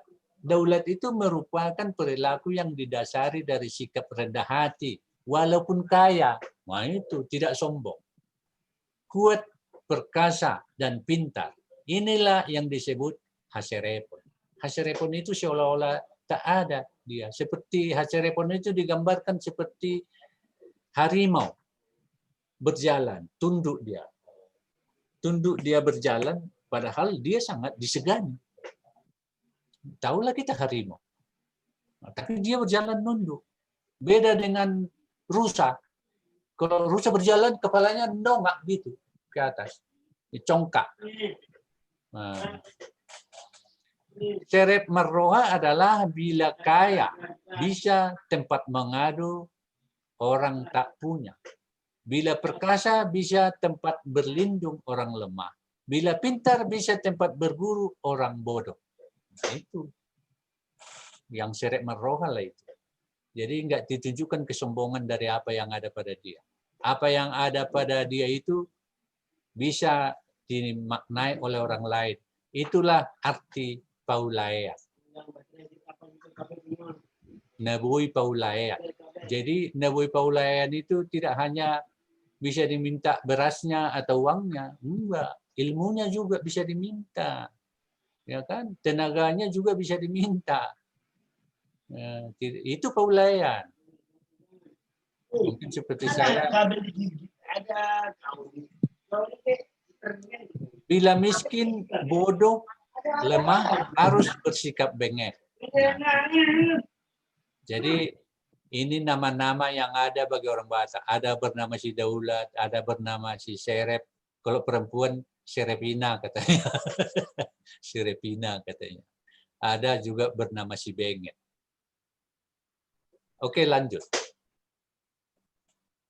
Sikap Bonor itu apa artinya? Ada nama si Bonor kan? Masih ada dulu. Sekarang nggak ada lagi bikin nama anaknya si Bonor. Adalah merupakan perilaku yang didasari dengan aturan hukum yang telah ada. Taat hukum orang Bonor ini. Taat ajas. Suatu tujuan hidup dipesankan pada leluhur dan orang tua disampaikan turun-temurun yang disebut tona. Taat hukum tona. Tona nina tua-tua iba songonoba. Jadi ada tona nina tua-tua, kalau Bonor rohanya diingat terus. Terus diingat, nggak dilupakan. Setiap saat dalam melaksanakan kehidupan itu selalu dibekali dengan amanat dan petunjuk yang disebut poda. Nah, tengok poda ni putu, tengok poda ni tua-tua. Kalau ada sikap-sikap seperti itu, yang tidak bisa diabaikan dalam perjalanan hidup itu adalah patik. Yang membangun kedamaian dan keselaratan sesama manusia itu adalah uhum. Jadi aturan tona, poda, patik yang ada dan uhum itu selalu taat si Bonor ini. Tapi si Bonor sudah meninggal. Oke, lanjut. Nah, sudah selesai. Terima kasih. Kurang lebih pemaparan saya bermaksud menunjukkan selayang pandang tentang Batak. Kalau dibahas itu satu persatu akan lebih banyak. Tapi saya tidak ingin mempertemukan, tidak ada kemampuan saya mempertemukan hubungan antara Batak yang saya paparkan ini dengan Israel. Tadi Pak Sinaga sudah menjelaskan tak ada hubungannya tentang ras yang hilang dan tak ada hubungannya atas adapun persamaan ya mungkin itu kebetulan bisa di tempat-tempat lain atau di bangsa-bangsa lain bisa saja sama. Jadi kalau memang manusia itu punya peradaban hampir banyak yang sama. Cuma tata laksananya mungkin beda. Sekian, selamat malam, terima kasih kepada panitia. Kalau ada pun nanti mau dibahas, masih bisa dilanjutkan. Terima kasih. Ya, terima kasih kepada Pak Monone Pospos. Kita masih terus nanti dalam tanya jawab Amang. Memang benar seperti yang Amang sampaikan, kalau satu-satu dicermati lagi apa yang Amang sampaikan butuh waktu banyak, dan saya pikir dengan begitu saya makin yakin bahwa seminar ini tidak berhenti sampai di sini. Tapi ada banyak tugas ke depan yang saya sudah melihat terkait dengan topik Israel, PL, dan Batak. Selanjutnya penyaji berikutnya, ya saya sendiri, Arif atau Joshua, ya. Ya, Bapak Ibu sekalian, saya bicara tentang Sahala. Saya juga mau menyampaikan bahwa paparan saya tidak akan mungkin memuaskan kita semuanya karena waktu yang sangat terbatas, tapi garis besarnya terkait topik tertentu akan saya sampaikan. Ya, bicara tentang Sahala, kata Sahala ini terdapat dalam sastra keagamaan Batak. yang memuat filosofi tentang bagaimana pemahaman Batak tentang Tuhan, manusia, dan dunia. Sastra keagamaan yang saya katakan itu maksudnya adalah dalam folklore Batak. Kita tahu folklore itu adalah memuat tentang sejumlah pengetahuan tentang filosofi, tentang tradisi, tentang budaya, tentang berbagai hal dari satu masyarakat tertentu yang tidak tertulis dan dimasukkan dalam folklore. Nah, kemudian kata sahala juga berakar dalam kasana budaya Batak. Kita memahami bahwa dalam setiap pelaksanaan budaya Batak selalu muncul kata sahala. Meski pemahaman tentang sahala punya dinamikanya sendiri. Nanti saya bisa jelaskan jika menjadi bagian dari pertanyaan.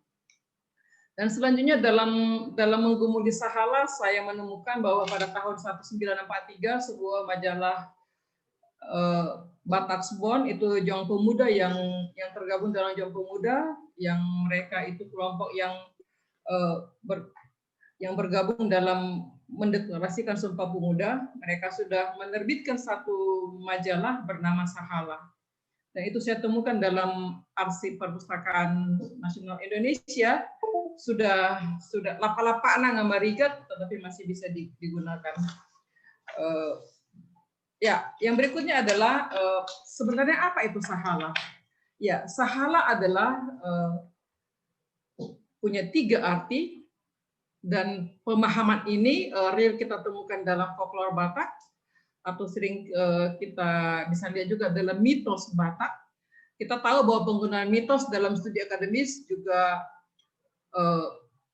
sudah lama digunakan, seperti misalnya Philip Tobing tahun 63 menerbitkan bukunya, Anisetus Sindagal marhum yang baru saja meninggal dunia tahun 2014 sudah menuliskan bukunya, dan termasuk saya sendiri tahun 2016 sudah menerbitkan buku saya berkaitan dengan sahala. Nah, jadi mitos-mitos itu tersimpan dalam perpustakaan di Leiden, tapi kemudian kita gunakan secara berkesinambungan. Nah, sahala itu artinya nasangap. Nasangap artinya yang dihormati, nabadia yang suci atau kudus, dan natakang nan juara, keras hati bagai juara. Ini adalah ungkapan dari manusia kepada mula jadi Nabolon. Nah, dalam kamus yang ditulis oleh Sarumpait, nan juara artinya unggul. Makanya kata unggul menjadi kata kunci juga dalam definisi sahala oleh saya sendiri. Sebagaimana kita bisa lihat dalam buku Sahala. Yang berikutnya. Next. Nah, dari ketiga pengertian itu, maka sahala sebenarnya berkaitan dengan yang suci. Jadi sahala berkaitan dengan pemahaman atau pengakuan tentang yang suci atau yang kudus. Dan dia yang suci dan kudus itu menunjuk kepada Debata. Debata artinya Tuhan, dalam Batak tokoh itu adalah mula jadi Nabolon. Dengan demikian mula jadi Nabolon diakui oleh Batak sebagai Debata, sebagai Tuhan, sebagai pencipta manusia dan dunia dan segala isinya. Yang berikutnya, atas penjelasan yang saya sampaikan tadi, bagi saya sendiri dan secara khusus bagi Batak mengakui bahwa folklore adalah mutiara yang sangat berharga. Satu dokumen hidup. Kita tahu tadi Pak Dr. Kluman juga sudah mengatakan bahwa sebenarnya Israel juga punya banyak dokumen dan Batak juga punya dokumen yang kalau itu tidak digali maka dia akan menjadi dokumen mati. Tetapi kalau dia digali dia akan menjadi dokumen hidup. Dan sebenarnya dia hidup karena apa? Karena meski apa yang ditulis dalam folklore itu adalah disampaikan secara lisan, tetapi dia dipakai terus sebagai bagian dari budaya Batak. Karena itu sebenarnya dia dokumen yang sungguh-sungguh hidup. Nah, folklore juga memuat pengetahuan tentang hukum kekerabatan, hukum pembagian jambar, hukum kepemimpinan, dan lain-lain. Yang tadi Pak Kulman sudah sampaikan bahwa Israel juga punya dan Batak juga punya. Dan folklore juga memuat pengalaman real manusia, dalam hal ini manusia Batak di masa lampau. Dengan demikian, setelah beberapa waktu ini membahas tentang Sahala, kebetulan ini bagian dari disertasi saya yang kemudian terbit dalam buku, dan saya tulis judulnya Sahala bagi Pemimpin, karena memang saya terutama berkaitan dengan menyinggung tentang kepemimpinan. Karena itu bagi saya berkaitan dengan filosofi Sahala, filosofi Sahala, next. Ya, filosofi Sahala. Sahala itu bersifat universal. Ini juga bagian dari banyak pertanyaan kepada saya. Sebenarnya Sahala itu hanya dimiliki orang Batak kah, para pemimpin kah, pendeta kah, atau siapa? Saya mengatakan bahwa Sahala bersifat universal. Artinya siapa saja bisa memiliki Sahala. Dan orang yang memiliki Sahala akan disebut marsahala. Tetapi seperti apakah orang yang marsahala? Karena banyak kemudian orang mengatakan bahwa dirinya marsahala, aku marsahala. Bukan itu marsahala. Kata sahala itu adalah hasil penilaian publik, bukan pernyataan diri sendiri. Jadi seseorang itu akan diamati, dicermati lewat perkataannya, lewat gagasannya, lewat perbuatannya, dan orang akan mengamati ini gimana sih orangnya, ini gimana. Dan orang akan mengatakan, masahala di mana? Masahala di mana? Atau orang akan mengatakan, jangan masahala di mana. Jadi benar sahala bersifat universal, dia bisa dimiliki oleh siapa saja, tapi sangat tergantung daripada bagaimana sahala itu dipelihara di dalam dirinya. Berikutnya adalah next.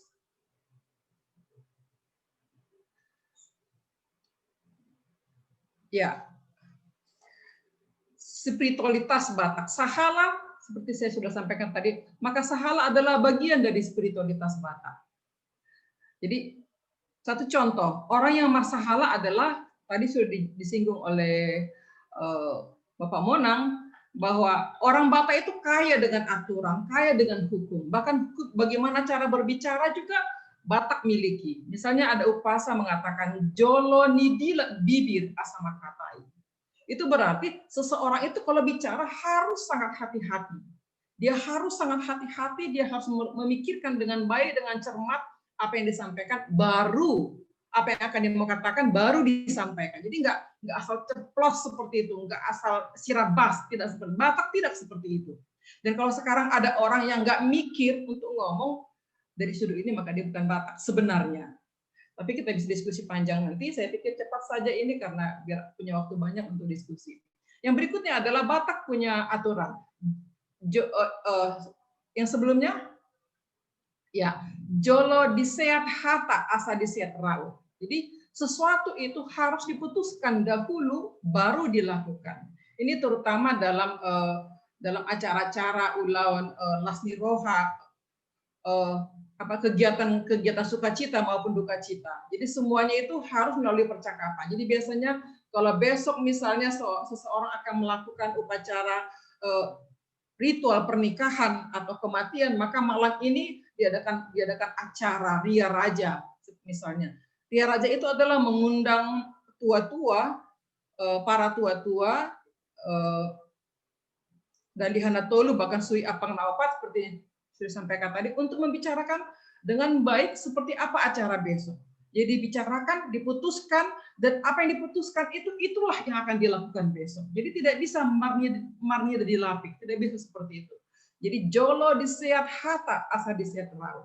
Ini penting untuk bagaimana sesuatu persoalan, suatu konflik bahkan bisa dibicarakan dengan baik, baru kemudian bisa ditindaklanjuti. Jadi benar-benar sifat gotong royong, sifat kesatuan itu sangat dimiliki Batak. Dan ini kemudian kita lihat dalam waktu belakangan ini semakin mengalami degradasi. Yang berikutnya adalah bahwa Batak juga punya aturan hukum bermasyarakat. Next. Slide berikutnya. Sudah, Bu. Nomor 2. Ya, nah Batak juga punya aturan hukum, aturan atau hukum bermasyarakat. Saya dikatakan, molo dilehon tangan siap puno dibuat tangan siap birang.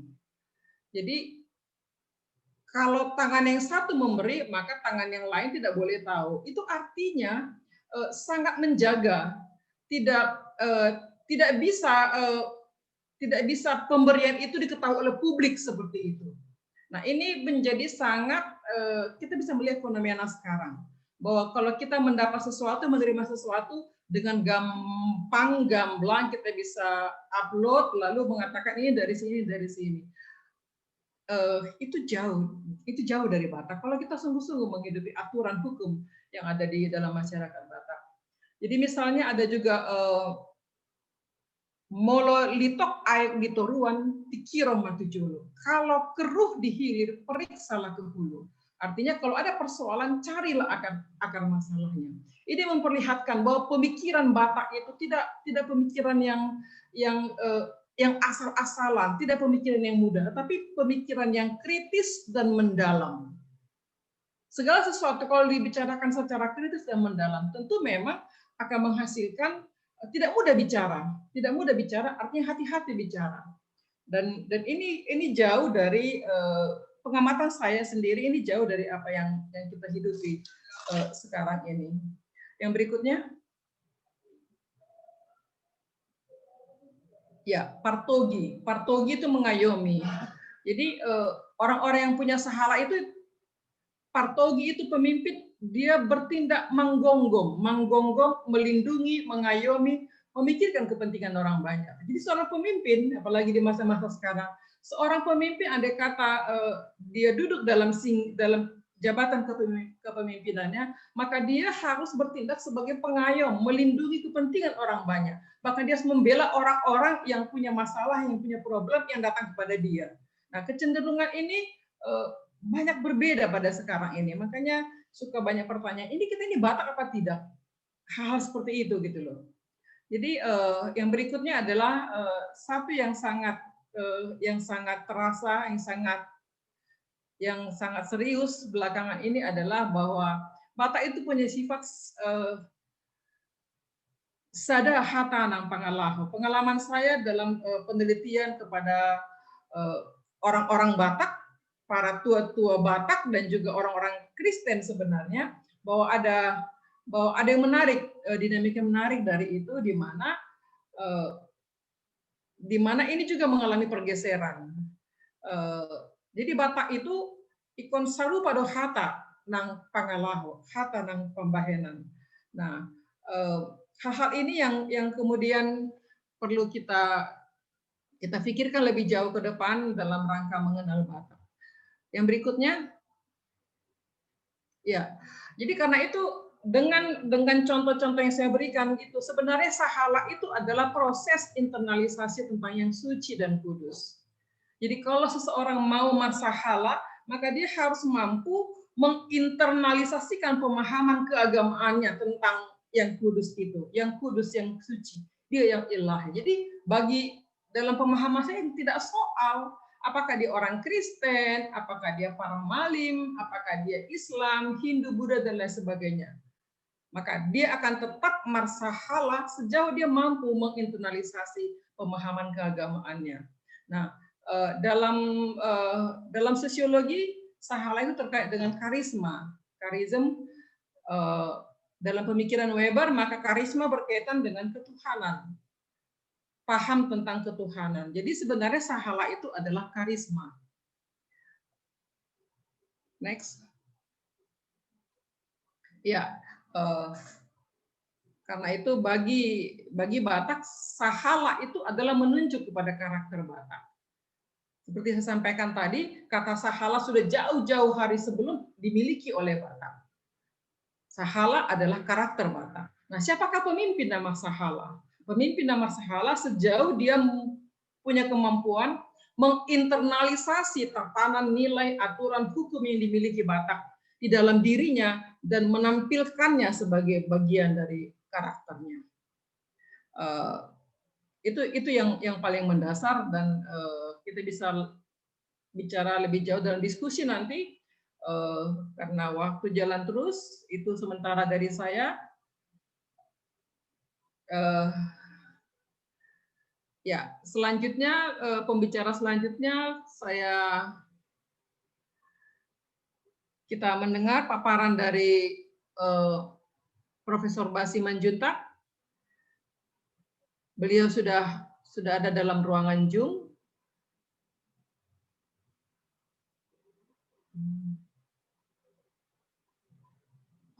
Pak Bas.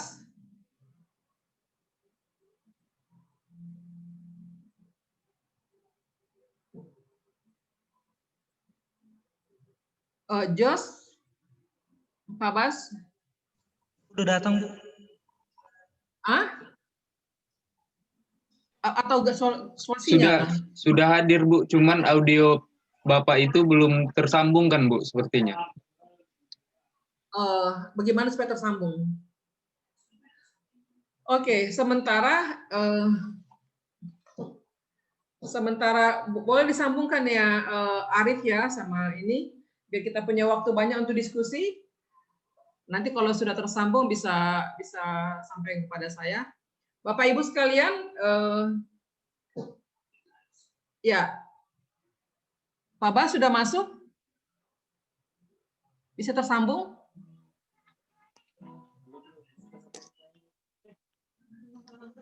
Ya, sambil disambungkan, bagaimana kalau kita buka sesi pertanyaan? Sudah ada beberapa pertanyaan yang masuk dan kami sudah catat. Ya, namun sebelumnya kita ini sebentar bisa kita mendengar kembali lagu Arbab.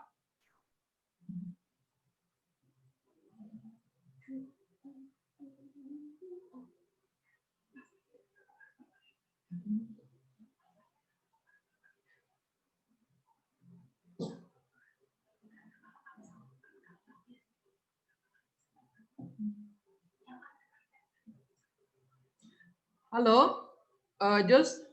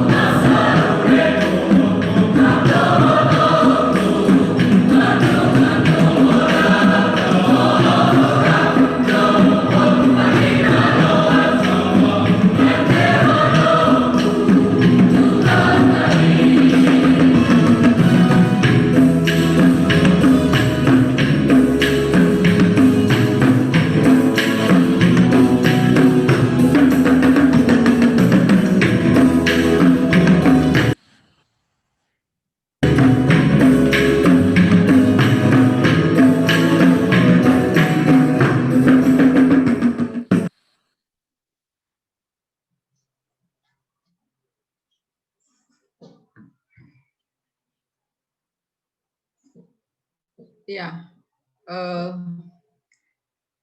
saya dapat informasi bahwa audionya Pak Bas belum terhubung, meski tadi sudah coba kontak saya dan sudah masuk. Saya boleh tahu kondisinya sekarang, Joshua dan Arif bagaimana? Belum bisa juga, Bu. Belum bisa juga, oke. Sambil menunggu tersambung, kita lanjut saja dengan pertanyaan.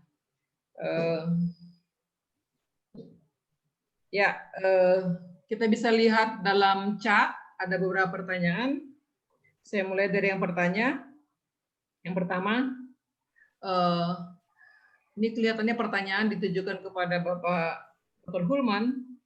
Apakah Israel PL pernah dipimpin seorang ratu? Apakah Israel PL pernah dipimpin oleh seorang ratu? Ini terkait dengan patrilineal. Silakan Bapak Dr. Hulman, silakan.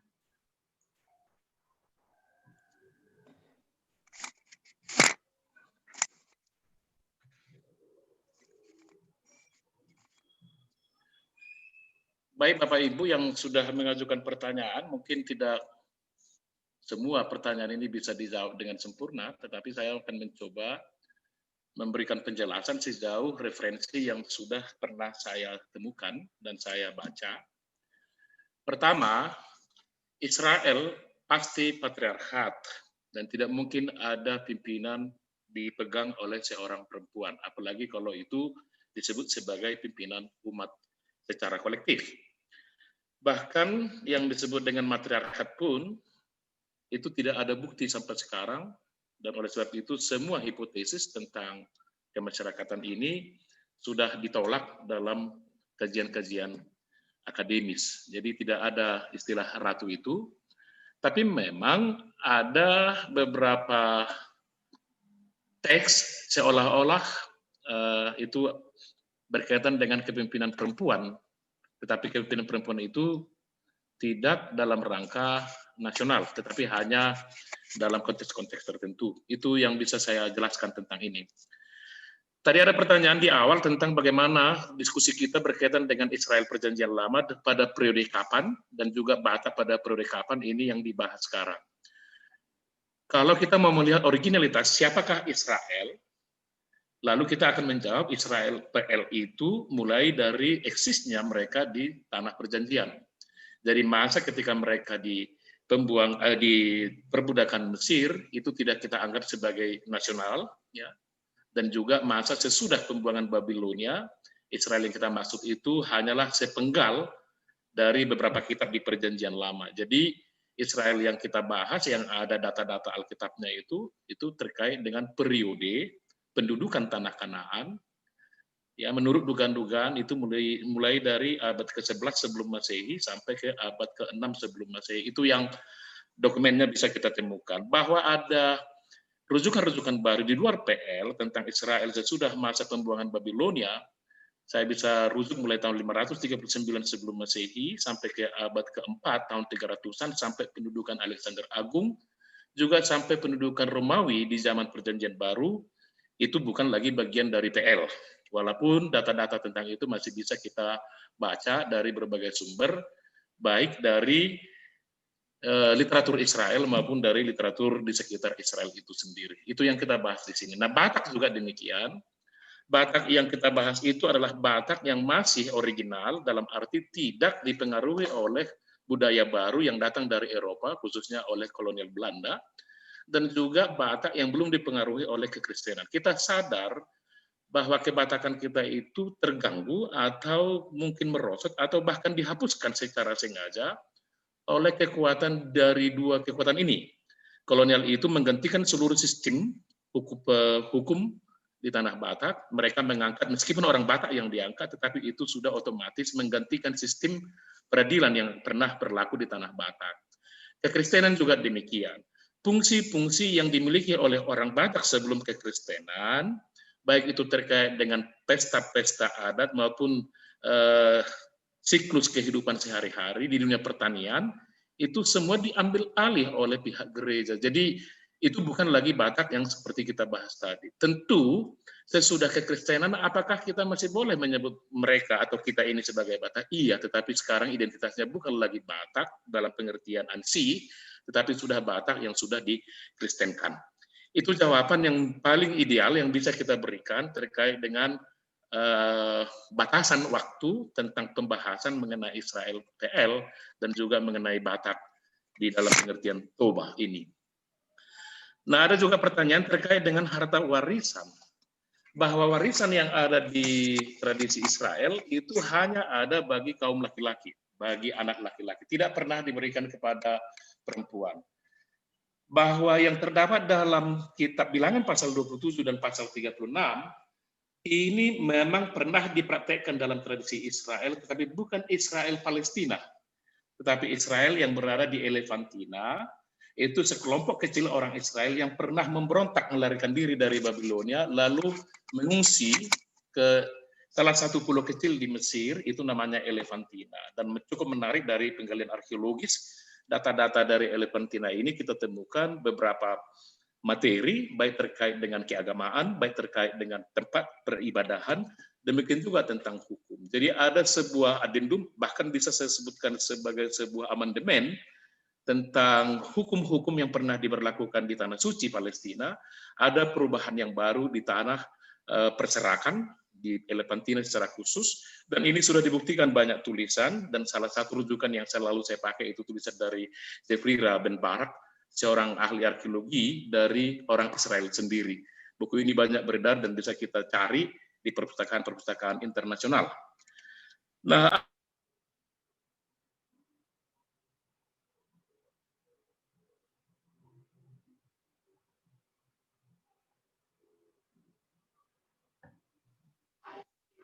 Pak, tolong di-unmute, Pak.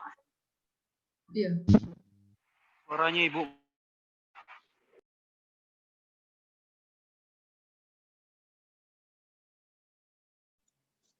Tadi unmute. Oke. Ada penelitian terkait dengan kitab Ayub bahwa ketika Ayub dipulihkan seluruh keluarganya, termasuk harta kekayaannya, Ayub memberikan beberapa harta kepada anak perempuannya. Pertanyaan itu banyak didiskusikan di kalangan peneliti Perjanjian Lama dengan pertanyaan begini, apakah pemberian Ayub dapat dikategorikan sebagai warisan? Semua ahli sependapat bahwa Ayub memberikan itu bukan dalam pengertian warisan. Nah, berdasarkan penjelasan ini, saya boleh sedikit menyeberang ke pertanyaan mengenai tradisi Kristen Batak. Setiap ayah berhak memberikan apapun kepada anaknya, baik laki-laki maupun kepada anaknya yang perempuan. Tetapi warisan tidak diberikan. Mengapa? Karena di tanah Batak dahulu, demikian juga di Israel, yang disebut warisan itu pada umumnya adalah tanah. Tanah adalah identitas keluarga. Tanah tidak banyak. Kalau anak banyak, dibagi-bagi hartanya, dan harta itu bisa dijual oleh anak-anaknya, maka satu ketika identitas keluarga itu bisa hilang, berpindah tangan kepada keluarga yang lain. Itulah sebabnya dalam pengertian warisan yang paling klasik tentang tanah, itu tidak pernah diwariskan kepada perempuan. Mengapa? Karena perempuan, karena Batak itu sistem perkawinannya adalah eksogam. Seorang laki-laki mencari perempuan dari keluarga di luar marganya dan di luar lingkungannya. Dan oleh sebab itu, kalau perempuan itu mendapat warisan dari bapaknya, maka identitas bapaknya itu bisa berpindah ke marga yang lain. Tetapi dalam pengertian modern sekarang, apakah ayah tidak bisa memberikan kepada anak perempuannya? Silakan aja, mau deposito 1 triliun, mau rumah 20 unit, mau mobil Avanza atau mobil Alphard, itu silakan aja. Tetapi dalam pengertian warisan yang dipahami secara kultural, itu tidak mungkin. Ya, terkecuali ada perubahan pemahaman tentang apa definisi warisan itu sendiri di kalangan kita orang Batak ini. Ini yang bisa saya sampaikan tentang warisan, bukan terkait dengan keadilan gender dalam pemahaman klasik tradisional, tetapi warisan itu dalam arti identitas marga dari setiap keluarga di tanah Batak. Jadi dalam definisi itu saya tetap mengatakan warisan tidak mungkin diberikan kepada perempuan, tetapi harta kekayaan yang lebih mahal dari identitas keluarga itu, yaitu tanah milik bersama itu, sah-sah saja diberikan kepada perempuan. Apalagi nanti kalau kita bicara jika seorang keluarga tidak memiliki laki-laki, bagaimana hartanya harus dipertahankan di keluarga marga ayahnya sendiri. Nah, ini lain persoalan. Oh, nah, itulah yang digugat gimana dalam kalau mungkin dia kurang apa? Maaf ya, satu-satu aja dulu kita bicara. Jadi di dalam pemahaman kita, kalau saudara masih pernah mendengar operasi Tilhang terkait dengan si Boruto Baga, tentang pembagian harta itu yang tidak diberikan kepada anak perempuannya, itu adalah gugatan yang sudah berlangsung sejak lama di Tanah Batak terkait dengan keadilan itu. Tetapi bukan dalam rangka gender. Yang ada di opera itu sejauh yang saya pahami adalah adanya upaya pihak keluarga ayah yang sudah meninggal itu untuk tidak memberi apa-apa kepada anak perempuannya, karena anak-anak perempuan itu tidak memiliki iboto, tidak memiliki anak laki-laki dari bapaknya. Ini pertanyaan-pertanyaan memang masih terus kita gumuli, tetapi ada beberapa penelitian baru sekitar 20 tahun terakhir yang saya ikuti, bahwa semacam kesepakatan di daerah perantauan di kota besar seperti di Jakarta, karena mereka tidak memiliki tanah di Jakarta, satu keluarga orang tua yang memiliki banyak harta untuk dibagi-bagi sah-sah saja diberikan sama porsinya kepada anak laki-laki dan juga kepada anak perempuan. Tetapi di Bonapasogit yang tanahnya tidak terlalu luas dan dimiliki secara bersama sejak dahulu, hal-hal seperti itu tidaklah dimungkinkan. Itu pertanyaan terkait dengan yang ketiga. Saya akan cek dulu apakah ada pertanyaan yang keempat. Oh, ini dari Mega Helfrida. Titik temu PL dan Batak Toba. Tradisi budaya. Bagaimana titik temu dari sudut PL di dalam mengenal Yahweh sebagai Tuhan, dan orang Batak dahulu mengenal mulai jadi sebagai Tuhan yang disembah. Nah, saudara, begini, setiap etnik atau kelompok etnik dalam sejarah dunia selalu memiliki cara penyembahan kultus ritual terhadap yang disembah, yang ilahi, dewa, ataupun Tuhan atau Allah yang disembahnya. Kalau kita mau bicara, kalau saudara ini adalah mahasiswa STT, ini sebaiknya dibahas dalam sejarah Israel ya. Kalau kita mau melihat sejarah agama Israel secara objektif, sejak kapankah Israel itu menyembah Allah yang namanya Yahweh? Saya katakan itu tidak sejak ada Israel. Tetapi ada sekelompok orang Israel yang menemukan, mungkin ini kelompok Musa yang pernah berada di Mesir sebagai budak, mereka lah yang menyembah Yahweh ini. Dan cukup menarik dari penelitian arkeologis, di daerah Sudan yang sekarang ditemukan sebuah inskripsi tentang Yahweh yang disembah. Dan sampai sekarang belum ada kesimpulan apakah inskripsi ini mau membuktikan bahwa Yahweh tidak hanya disembah oleh kelompok budak di Mesir. Apakah juga pernah disembah oleh orang-orang Mesir di Afrika di zaman dahulu kala sekitar 2000 tahun sebelum Masehi. Ini juga belum bisa dibuktikan. Sampai sekarang saya ikut diskusi ini dan belum ada kesimpulan dari beberapa peneliti, baik itu dari kalangan Kristen Eropa maupun dari kalangan Israel sendiri sebagai kelompok Yahudi tentang penyembahan terhadap Yahweh. Tetapi yang pasti adalah bahwa penyembahan terhadap monoteisme Yahwisme itu baru terjadi sesudah zaman pembuangan Babilonia. Saudara bisa cek nanti di kitab Deutero Yesaya, mulai dari pasal 40, bagaimana Yahweh itu sendiri menjadi Allah satu-satunya di Israel. Itu tadi terkait dengan pengaruh bangsa asing. Sebelumnya Israel tidaklah menyembah Yahweh sebagai Allah yang tunggal atau Allah yang esa. Belum mengenal monoteisme yang sangat ketat. Monoteisme mereka hanyalah monoteisme yang longgar. Saudara masih ingat apa bunyi hukum Taurat? Apa Taurat pertama itu? Tidak boleh ada Allah lain di hadapanku kecuali aku. Itu artinya adalah Israel masih mengakui eksistensi agama dan dewa yang disembahnya. Tetapi ada tuntutan hanya menyembah satu Allah.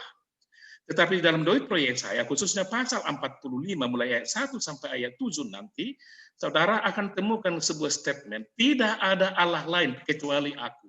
Disitulah konsep monoteisme yang sangat ketat mulai diberlakukan dalam sejarah Israel. Dan Allah itu namanya Yahweh. Dan oleh sebab itu saya bisa berkesimpulan sementara bahwa penyembahan terhadap Yahweh ini baru eksis dalam pemahaman religi Israel di zaman sesudah pembuangan Babilonia. Buktinya ada di kitab Deutero Yesaya. Lalu pertanyaannya adalah, dari manakah Israel belajar untuk menyembah Allah yang esa? Kita tahu satu-satunya agama yang sudah menerapkan terdahulu tentang penyembahan agama yang esa ini adalah Persia. Dewa yang mereka sembah namanya Ahura Mazda. Saudara bisa cek nanti di Google yang disebut dengan Sirius Silinder. Di sana akan dijelaskan secara detail bagaimana penyembahan terhadap dewa yang mereka sembah itu sebagai Allah satu-satunya yang paling berkuasa mempengaruhi semua negara jajahannya, termasuk Israel sesudah masa pembuangan Babilonia. Nah, di Batak sendiri saya kira ini masih perlu juga penelitian lebih lanjut, sebab Debata Mulajari Nabulun kesannya adalah debata yang original disembah oleh orang Batak. Tetapi ada juga pengaruh tentang debata Natulu yang disembah di kemudian hari, kemungkinan ini pengaruh dari Hindu. Pertanyaannya, kita belum bisa pastikan 100%, masih terdapat perbedaan pendapat, apakah debata Natulu yang lebih dulu dikenal, atau debata Mulajari Nabulun itu sendiri. Tetapi cara penyembahan Israel dengan Batak terhadap yang Maha Kuasa, menurut hemat kami, bukan hanya dua etnik ini, tetapi yang lain-lain juga pastilah memiliki persamaan dan juga ada perbedaan di dalamnya. Saya tidak tahu apakah masih ada pertanyaan, tapi kayaknya hanya itu yang disampaikan sama saya. Dan ada satu lagi, ini mungkin dari Agustina Farida Panjaitan. Apakah tradisi PL dan tradisi Batak dibandingkan dengan firman Tuhan dalam kitab Imamat bertentangan dengan pengajaran Kristen modern saat ini? Bagaimana penjelasannya? Bapak Ibu, apa yang kita temukan dalam kitab Imamat, khususnya yang disebut dengan hukum kekudusan, dari pasal 17 sampai pasal 27, itu adalah dalam rangka pengudusan Israel di hadapan Allah. Identitas Israel di zaman sesudah pembuangan berefleksi dari pengalaman sebelumnya. Pembuangan adalah akibat kelalaian mereka melaksanakan hukum kekudusan itu sendiri. Sesudah pembuangan muncullah hukum kekudusan yang menuntut Israel harus kudus dengan standar Yahweh sendirilah yang kudus itu. Di luar pasal 17 sampai pasal 27, mulai dari pasal 1 sampai pasal 11, ada banyak ketentuan peraturan tentang kosher dan juga yang halal tahir dan juga yang haram dan juga hal-hal yang lain, itu adalah yang menjadi eksklusivitas Israel. Tidak dalam rangka diteruskan pada masa kini. Ada banyak pertanyaan di sekitar tradisi Israel yang mengharamkan apa yang dilakukan oleh orang Batak masa kini. Misalnya, persoalan makan daging yang dicampur darah. Orang Batak tidak bisa lagi kayaknya menghindari bahwa sasang, nama saudara, nama gota, sudah sejak dahulu itu menjadi konsumsi utama dalam pesta-pesta adat. Saya sudah melaksanakan riset dan bertanya kepada lebih dari 10 rabi di seluruh belahan bumi ini, memberitahu apa yang dilakukan oleh orang Batak. Dan jawaban mereka, apa yang dilakukan Batak ini tidak bertentangan dengan kitab Imamat. Mengapa? Saudara harus sadar, ini hanya contoh, bukan itu pertanyaannya tadi, yang dilarang adalah makan darah, bukan minum darah. Sebab darah adalah liquid, cair, mestinya harus diminum, bukan dimakan. Itu salah satu trik waktu itu dilakukan untuk menulis hukum-hukum yang ada di kitab Imamat. Hal yang lain mungkin perlu kita diskusikan satu persatu. Masalahnya adalah banyak ketentuan tentang ilmu kesehatan yang ditemukan dalam kitab Imamat. Sejauh itu membangun kemanusiaan, silahkan ikuti. Ya, tetapi tanpa disuruh pun, kalau memang yang ditemukan dalam kitab itu meskipun tidak ada larangan, ya silakan aja lakukan hal-hal seperti itu. Kita banyak membaca dalam kitab Pentateuch, misalnya tentang hari raya roti tidak beragi dan juga tentang perayaan-perayaan pondok daun dan seterusnya. Ini dipakai oleh kelompok tertentu untuk melegitimasi program-program diet, ya, padahal nggak ada hubungan sama sekali yang sekarang ini. Jadi siapa yang mau diet tidak harus memakan sayur-sayuran tanpa daging dan seterusnya, itu silakan aja, tidak bertentangan dengan apa yang ditemukan dalam ketentuan hukum-hukum Pentateuch. Ya, jadi ada banyak jawaban tentang ini, tapi menurut saya sudah cukup dulu malam ini. Jika ada waktu yang lain nanti dalam hal-hal detail, bolehlah kita lanjutkan diskusinya. Terima kasih Ibu Moderator, itu dulu jawaban dari saya.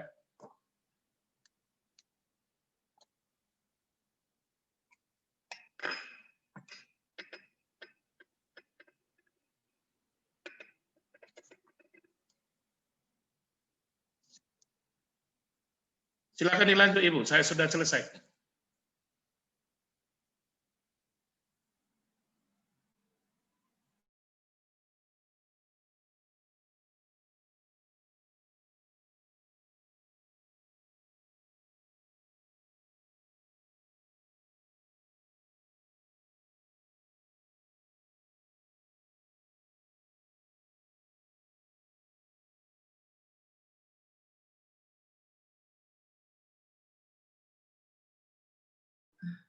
Ya, apanya lupa buka mood. Oke, silakan Pak Monang. Ada beberapa pertanyaan sebagaimana kita lihat dalam chat. Ya, silakan Namang. Oke, terima kasih. Kayaknya pertanyaan buat saya hanya satu. Ya. Dari Daniel Nainggolan. Ya. Izin bertanya, bila ada penelitian arkeologi, antropologi bahwa sudah ada aktivitas manusia di daerah Toba sekitar 4.500 bahkan 6.500 sebelum Masehi. Ini dikutip dari Profesor E.H.T. Simanjuntak. Apakah mereka bukan bangsa Batak? Dengan sangat menyesal saya menjawab, saya bukan ahli arkeologi dan bukan ahli sejarah. Saya hanya memahami nilai-nilai yang ditanamkan sejak leluhur kita si Raja Batak. Untuk itu mohon maaf saya tidak bisa menjawab. Nanti Profesor Bas mungkin yang lebih cocok menjawab itu. Terima kasih. Ya, penjelasannya sangat singkat dan tepat. Kita bisa bertanya lebih jauh, silakan Bapak Ibu saudara-saudara menulis dalam chat. Sementara itu saya akan coba jawab beberapa pertanyaan yang ditujukan kepada saya dan kita juga masih menunggu Profesor Bas terhubung dengan kita. Yang pertama saya melihat ada pertanyaan dari Parmin Nainggolan. Apa makna perkataan orang Batak Martodi nama ngulu masahala namate? Ini memang saya dari penelitian saya ada cara pandang yang berbeda. Sebelum misionaris datang ke tanah Batak, sahala itu dipandang positif terkait dengan yang tadi itu, yang suci, yang kudus, yang mulia. Jadi itu pengakuan tertinggi kepada mula jadi. Lalu orang-orang yang memberi waktu, memberi perhatian, memberi pikiran untuk mengurusi berkaitan dengan yang suci, yang kudus, adat Batak dan lain sebagainya, itu juga dianggap sebagai orang-orang kudus. Para datu, Ulu Balang, Sibaso itu dianggap orang-orang yang punya sahala tinggi karena mereka benar-benar pemimpin adat, pemimpin ritual, dan pemimpin masyarakat juga. Itu pemahaman Batak dulu. Tapi ketika misionaris datang ada pemahaman yang berbeda, kemudian sahala menjadi dipandang miring, kalau saya mau sebut dipandang negatif. Saya pikir itu faktor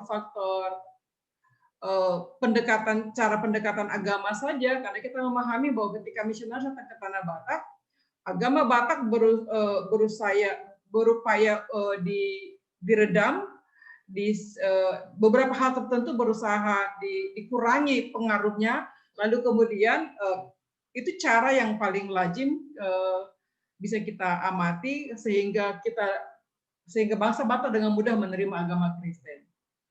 Nah, sehingga ada stereotip bahwa Batak itu, ritual-ritual Batak itu berkaitan dengan si Pelebegu. Lalu orang-orang yang punya sahala itu pun dianggap berkaitan dengan si Pelebegu. Ada pemahaman seperti itu. Meski kemudian itu tidak seluruhnya, karena bagaimanapun ritual-ritual Batak itu tak berlangsung, tak hidup sampai sekarang. Nah, persoalannya sebenarnya adalah memang ada dalam mitos Batak yang mengatakan ada waktu di mana orang Batak sendiri tidak setia dengan pengakuannya kepada Mula Jaya Nabolon, dan itu dianggap sebagai kesalahan, kelemahan, ketidaktaatan oleh orang Batak kepada Tuhannya, kepada mula jadi, dan kemudian dalam mitos itu dikatakan bahwa dunia sudah busuk seperti itu. Ada masa seperti itu. Tetapi yang saya mau katakan adalah kembali kepada apa yang sudah saya sampaikan tadi itu. Ini adalah satu studi tahun 2016. Ini diterbitkan dalam buku. Memang saya berusaha memahami ulang sebenarnya sahala itu apa. Karena seperti saya sudah sampaikan, kata sahala itu bukan sekarang ditemukan. Tetapi dari dulu juga sudah ada, Batak memiliki itu. Dan sejujurnya saja, di kalangan kami para orang-orang Kristen juga, para pendeta khususnya dan jemaat misalnya, dulu kata sahala adalah sesuatu yang alergi untuk disampaikan. Dan orang kalau dikatakan marsahala itu agak sungkan begitu loh. Karena cenderung dipahami dengan si pelebegu. Tetapi lewat pemahaman apa yang sudah saya sampaikan tadi, bagi saya sahala itu adalah ada 3 poin: spiritualitas unggul, kualitas unggul, dan karakter unggul. Memang ada pergeseran pemahaman berkaitan dengan sahala, sebagaimana saya sudah sampaikan tadi. Jadi sahala adalah kemampuan seseorang menginternalisasi pemahaman keagamaannya dalam dirinya sendiri dan memanifestasikannya, mengimplementasikannya sebagai bagian dari karakter.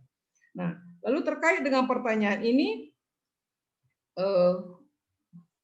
dikatakan marto dina mangolu marsahala namate. Orang mati tidak pernah marsahala, tetapi bagaimana dia pada masa hidupnya, itu yang diingat orang. Itu yang diingat orang bahkan sampai matinya. Meski dia sudah lama mati, dia tetap diingat orang, dipandang baik, diingat orang kebaikannya, maka dia marsahala. Jadi ada pepatah mengatakan gajah mati meninggalkan belang, manusia mati meninggalkan nama. Orang yang meninggalkan nama semasa hidupnya itu berarti orang yang dalam hidupnya melakukan banyak kebaikan. Itulah yang marsahala. Memang dalam sejarah kekristenan kemudian orang-orang yang marsahala, saya memahami seperti ini.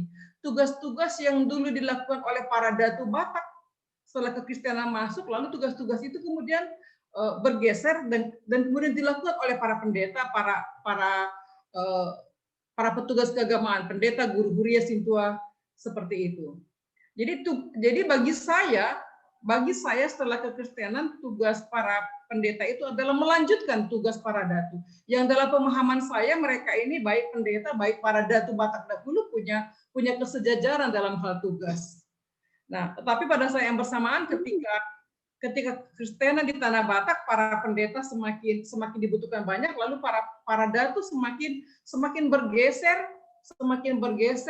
posisinya, bahkan juga tugasnya, karena memang ada faktor politis yang saya katakan tadi, di mana Sisingamangaraja dalam peperangan melawan Belanda kemudian menjadi tidak punya power karena dihadapi dengan senjata modern oleh pemerintah kolonial Belanda. Dan saya pikir ada dalam buku Sahala itu, kekristenan menjadi berkembang besar di tanah Batak ketika Sisingamangaraja dalam perang Batak berupaya dihancurkan, lalu dengan mudah kekristenan berkembang karena memang tidak ada lagi kekuatan yang cukup berarti, tidak ada lagi ritual-ritual Batak yang cukup berarti yang selama ini sangat dihidupi oleh banyak orang, tapi kemudian dengan sukacita, dengan gembira, kemudian menerima Kristen, karena orang Batak juga menemukan bahwa dalam kekristenan pun ada sahala. Jadi seperti yang saya sampaikan tadi, sahala itu bersifat universal, karena tokoh-tokoh kekristenan awal itu para misionaris yang dengan sungguh-sungguh melakukan kekristenan, menghidupi kekristenan, memperlihatkannya dalam kehidupan sehari-hari, mereka juga dipandang punya sahala. Jadi ya itu yang saya mau sampaikan. Yang berikutnya adalah saya coba baca pertanyaan. Bagi orang Batak, kenapa anak pertama mempunyai tanggung jawab yang sangat besar di tengah-tengah keluarga? Apakah ini sejalan dengan ajaran kekristenan maupun pencerahan? Amang, oke.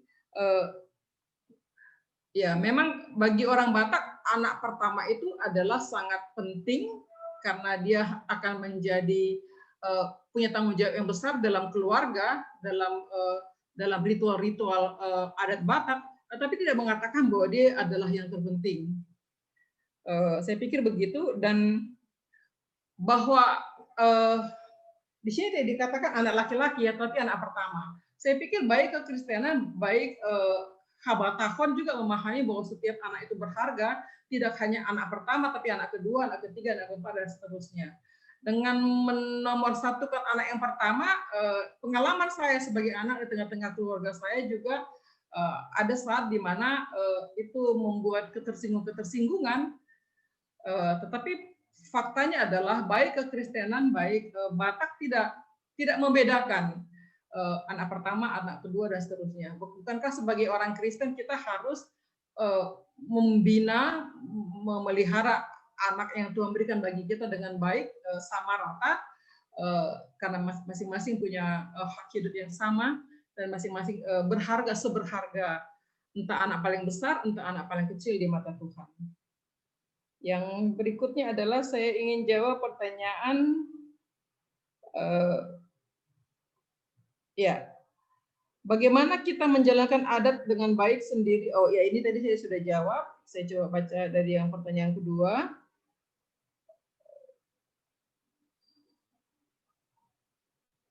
Ya, saya pikir saya sudah jawab pertanyaan itu.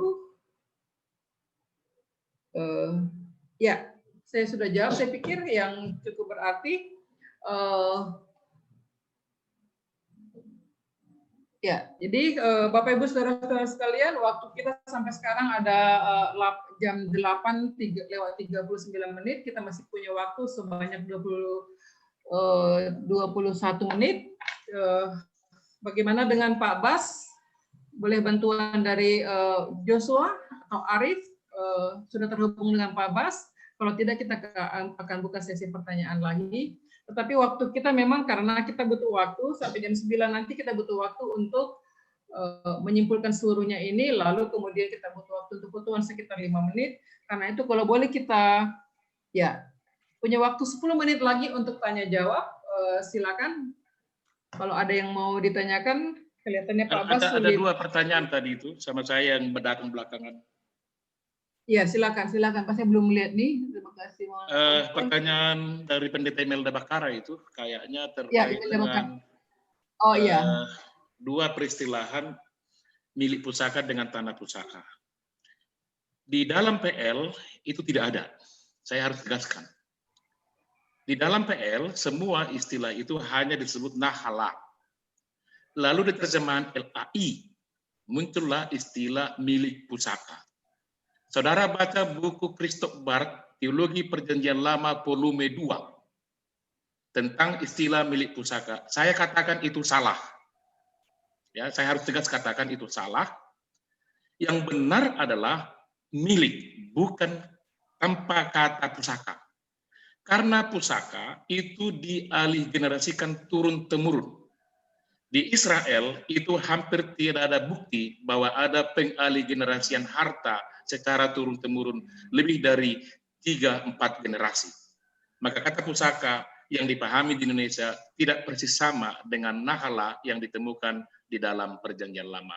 Ini adalah disertasi saya yang sudah saya pertahankan melawan lebih dari 20 pendapat profesor tentang istilah Erbteil, Erbesitz, dan segala macam di Jerman. Itu terus harus saya pertahankan sejauh belum ada tesis yang baru terkait dengan terminologi nahala dalam Perjanjian Lama. Menarik di situ adalah kata nahala ini ditemukan sebanyak 220 kali di seluruh PL, Biblia Hebraika. Dari 222 tempat kata nahala itu, saya bagi dalam 3 kategori yang cukup besar. 46 kali ditemukan dalam kitab Numeri, kitab bilangan. 25 kali ditemukan dalam kitab Ulangan, Deuteronomium. Dan 50 kali ditemukan dalam kitab Yosua. Dengan posisi yang seperti ini, adanya interpretasi baru terhadap kata nahala muncul di zaman sesudah kitab Ulangan. Itulah yang kita sebut dalam pembimbing Perjanjian Lama, DTRG, Deuteronomistische Grundschrift. Ini adalah teks-teks yang dipakai untuk melegitimasi pembagian tanah Kanaan pada zaman Yosua. Nah, jika dihubungkan dengan kata nahala yang ditemukan dalam kitab Ayub pasal 42 ayat 15 itu dianggap oleh seluruh ahli PL sebagai kekecualian. Karena di situ memang dipakai kata nahala. Oleh sebab itu, saya membuat kategori ada 8 tempat pemakaian fungsi nahala di dalam Perjanjian Lama. Hanya ada 3 tempat di mana kata nahala objeknya adalah perempuan. Yang pertama itu adalah dalam kitab Kejadian pasal 31 ayat 14. Yang kedua adalah zaman pada DTR, itu bisa nanti dibuka pada kitab Bilangan pasal 27 ayat 7 dan ayat 8. Dan juga di pasal 36 ayat 2 dan ayat 8. Dan juga ayat 9, dan pada kitab Yosua pasal 17 ayat 4 sampai ayat 6. Sesudah itu baru muncul pada teks yang jauh lebih kemudian, yaitu pada kitab Ayub pasal 42 ayat 15.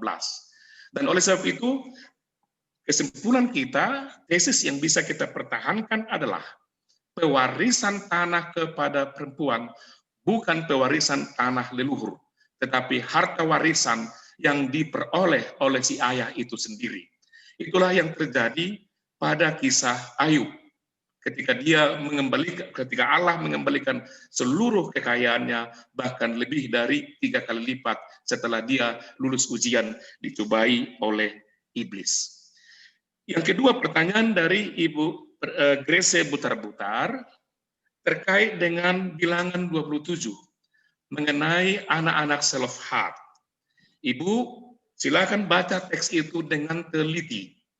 Teks Bilangan diandaikan berada pada setting perjalanan padang gurun. Kalau Israel di padang gurun menuju tanah Kanaan, membahas tentang tanah warisan, itu semua tidak masuk akal. Tanah belum punya, mereka masih mengembara. Apa yang mau diwariskan? Oleh sebab itu, tanah yang dibagi di Palestina, di tanah Kanaan, Musa tidak terlibat karena Musa sudah mati di tanah Moab. Kalau kita membaca Ulangan pasal 34. Yosua lah yang melakukan pembagian tanah itu melalui beberapa metode. Metode yang pertama kita sebut Goral, metode yang kedua kita sebut Hebel, metode yang lain-lainnya kita sebut Yerusa, dan juga ada kata Morasa. Ini semua tidak mungkin dilaksanakan pada masa pengembaraan padang gurun. Meskipun demikian, kalau kita konsisten di dalam teks, ada beberapa aspek yang perlu mendapat perhatian serius. Pertama, kepada siapakah perempuan selofat itu boleh kawin sehingga dia boleh mewarisi harta bapaknya? Perkawinan itu hanya diizinkan. Dia menjadi pewaris kalau tidak keluar dari keluarga dekatnya. Apakah itu kita pahami sebagai incest? Itu pertanyaan lain. Tetapi, satu hal yang ingin dipertahankan ketika mereka datang menghadap Musa menurut narasi di kitab Bilangan, bahwa ada tujuan untuk mempertahankan kesejatian, atau dalam bahasa Jerman disebut kekudusan perkawinan, tidak keluar dari galur keturunan keluarga. Dan oleh sebab itu, Bilangan 27 ada 2 model penafsirannya. Model penafsiran pertama adalah adanya desakan di zaman penulisan sesudah masa pembuangan supaya ada pembagian warisan kepada perempuan. Model kedua adalah bahwa teks Bilangan 27 itu tidak berhasil dipraktekkan sehingga terus menjadi sebuah wacana tuntutan kepada kelompok-kelompok patriarkat yang menguasai tanah-tanah di Palestina. Kedua-duanya bisa menjadi kemungkinan, tetapi satu yang pasti, setting dari narasi itu tidak memungkinkan kita untuk memakai ayat ini dalam rangka melegitimasi pembagian warisan terhadap perempuan di zaman Israel kuno. Karena belum mungkin ada tanah yang sudah dimiliki oleh keluarga-keluarga Israel selama pengembaraan padang gurun. Tadi saya sudah sebutkan di sesi pertama hanya ada satu kemungkinan untuk melegitimasi bahwa naskah-naskah dari Elefantina itu boleh dipakai, bahwa di Israel kuno, di zaman pembuangan dan sesudahnya, juga sudah dipraktekkan pembagian warisan kepada perempuan dalam konteks terbatas, belum menyeluruh kepada Israel. Dan oleh sebab itu, kemungkinan ini boleh menjadi bahan diskusi kita untuk pengembangan pemahaman masa kini, tidak lagi seharusnya dibatasi pembagian warisan kepada laki-laki, tapi juga sudah terbuka kepada perempuan karena faktor modernisasi dan juga perkembangan-perkembangan yang lain.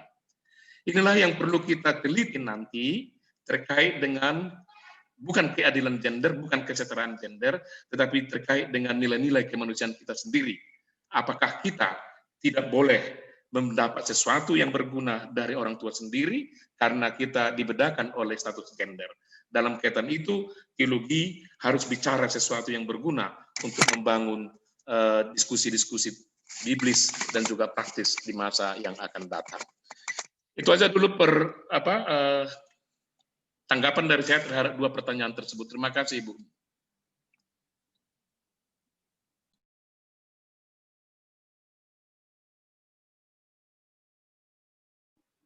Ya, terima kasih Bapak Dr. Human Sinaga atas penjelasannya yang panjang lebar. Kita coba teruskan. Saya sudah terhubung dengan Profesor Basi Manjuntak, tetapi beliau tidak terhubung ke Zoom kita. Ini agak kesulitan kita untuk. Ya, mungkin saya teruskan saja dulu. Ya. Ya, ada beberapa pertanyaan ini yang saya coba jawab.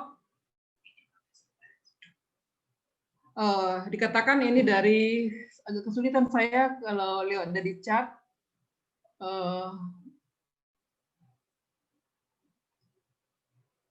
Bentar ya, sabar. Ya, izin bertanya Bu Riris, bagaimana pendapat Inang sebagai peneliti, bukan pendeta terkait sahala?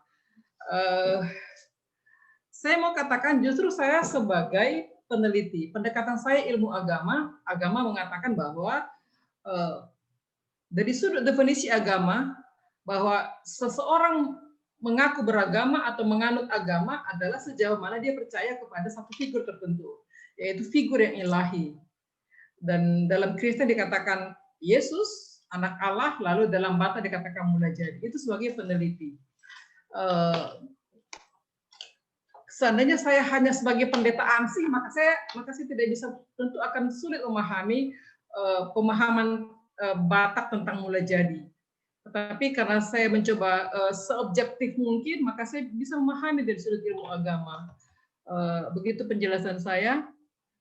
Yang berikutnya adalah ada dari Melvinda. Melvinda dikatakan pertanyaan dari Inang Gretisina, bagaimana terkait pertanyaan di mana masih banyak masyarakat Batak yang memahami bahwa sahala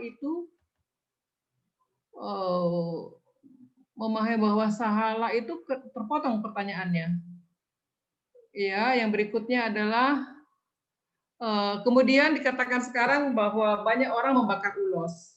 Ya, saya pikir ini pengaruh dari terlalu lama orang Batak dicecoki bahwa ada Batak itu adalah si pelebego.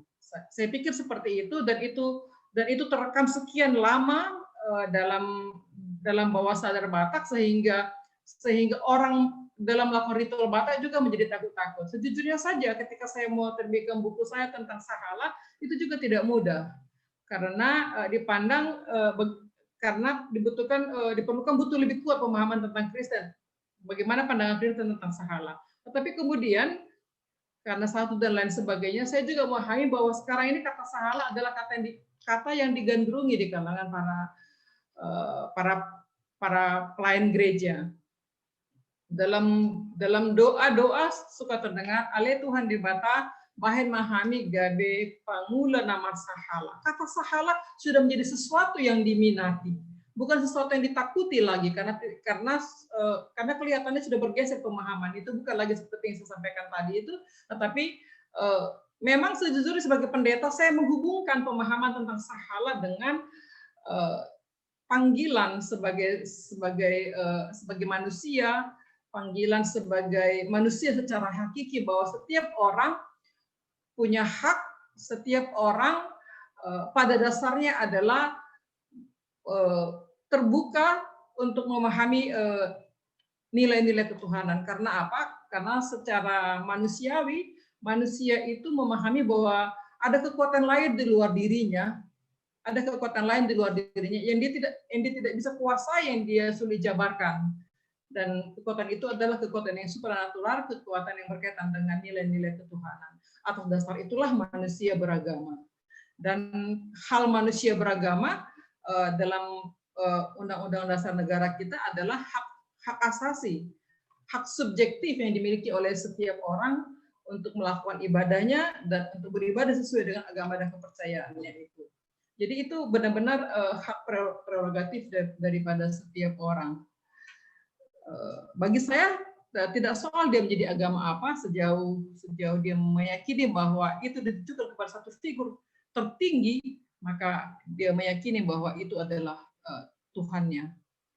Yang berikutnya adalah ini tadi itu ya ada satu pertanyaan ini, soalnya saya kesulitan karena bergeser-geser kursornya ini. Ya, sabar ya.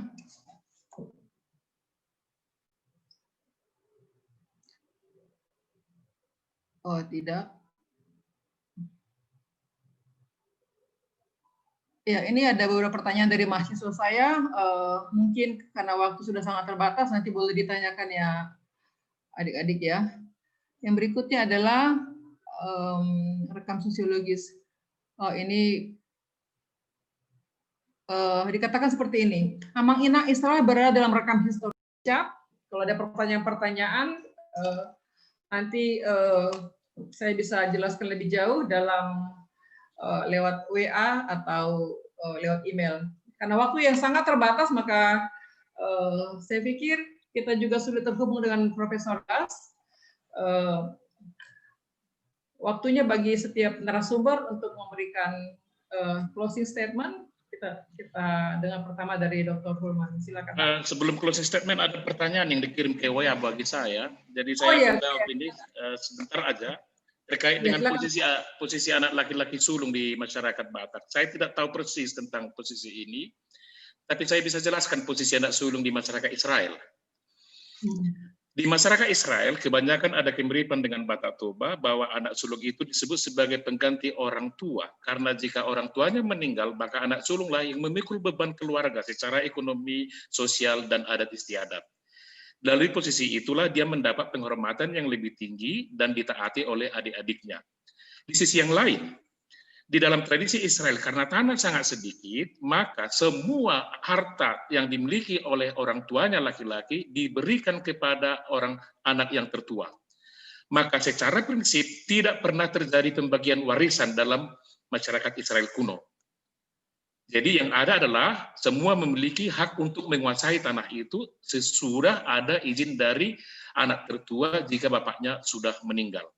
Dengan pemikiran inilah anak sulung itu mendapat prioritas, tetapi bukan hanya hak, kewajibannya juga menjadi kuat, maka seluruh beban mamaknya yang sudah janda akan dipikul oleh anak tertua itu. Dan kalau adik-adiknya cemburu dalam hal ini, saya lihat itu hanya kasus-kasus tertentu di dalam keluarga, bukan sebagai yang terjadi di seluruh masyarakat Batak. Dan di Israel juga demikian. Itu sedikit tanggapan terhadap posisi anak sulung ini, tetapi yang lain adalah, yang cukup menarik dari perjanjian lama, anak sulung selalu dipersembahkan kepada Tuhan. Itulah sebabnya persembahan yang terindah, yang selalu disebutkan Bechorah dalam perjanjian lama, itu adalah hak Tuhan. Bukan hanya manusia, tetapi juga semua produksi dari ladang, dari ternak, dan juga dari usaha-usaha yang lain. Yang utama itu selalu dipersembahkan kepada Tuhan. Dalam hal ini memang yang disebut dengan rangkap hak dan kewajiban itu berjalan seimbang dalam PL. Saya kira juga Batak demikian. Jadi mudah-mudahan PL yang saya pahami itu bisa membantu kita untuk memahami Batak juga. Dan terakhir sebagai closing statement yang mau saya sampaikan pertama, mari kita belajar serius untuk memahami Alkitab, meskipun sulit memahami masa kuno, tetapi selalu terbuka jalan untuk memahami berdasarkan data-data yang tersedia. Dengan syarat, pemahaman jangan pernah dimutlakkan, tetapi selalu terbuka terhadap penelitian-penelitian terbaru agar kita memiliki dinamika berteologi. Hal yang sama juga harus kita lakukan terhadap pemahaman kita mengenai diri kita sendiri sebagai pewaris adat budaya sosial Batak, agar kebatakan itu tidak statis, hanya meneruskan apa yang sudah ada, tetapi dengan dinamika yang ada, itu tetap kita perbaharui dan kita perkaya sesudah kita berdialog dengan tradisi-tradisi budaya-budaya yang mampu membangun kita hidup semakin baik sebagai ciptaan Tuhan. Dengan cara itulah kita semakin baik juga menyembah Allah yang kita percayai dalam rangka kita hidup di dalam kedamaian dan juga di dalam kesejahteraan. Terima kasih atas kesempatan webinar ini. Puji Tuhan. Terima kasih Pak Ketua Dr. Hulman Sinaga.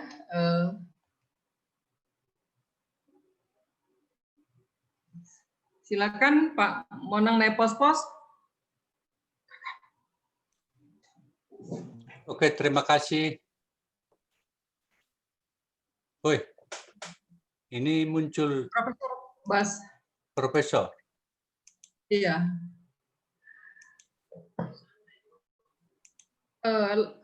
Lagi sakit Amang? Lagi berbaring ya?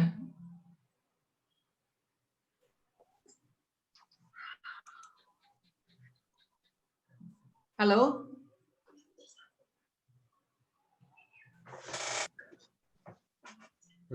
Ya, kalian bisa ada gangguan, silakan Pak Monang. Oh, ada di dalam.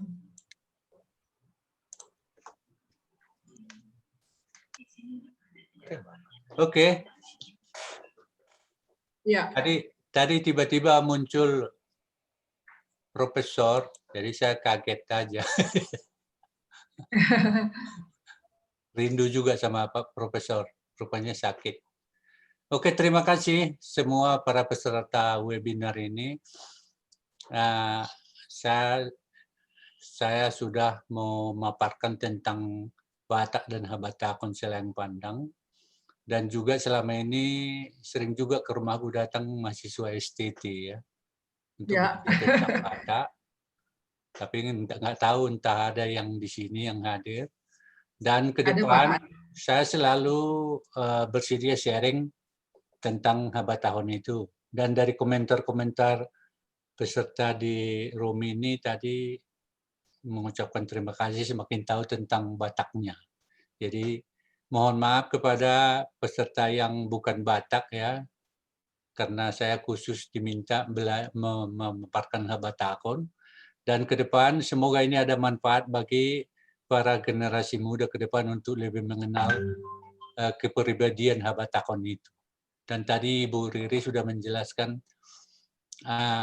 Habatakon kita itu punya marwah, punya karisma, punya sahala. Semoga kita dengan kepercayaan yang kita anut, iman yang kita anut, dan adat istiadat yang kita anut, akan kita dianugerahi karisma pada diri kita sekalian ke depan. Terima kasih.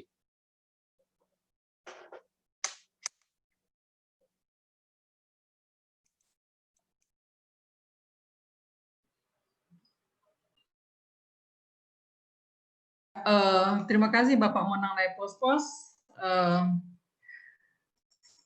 Yang terakhir dari saya, pada akhirnya saya mengatakan bahwa sahala itu adalah berproses. Benar bahwa sahala itu anugerah diberikan kepada setiap orang, tetapi yang terpenting adalah bagaimana seseorang memelihara sahala itu di dalam dirinya, sehingga sahala itu tetap bertumbuh dan semakin besar, berkembang semakin besar, sehingga pada waktunya dia memiliki sahala yang unggul.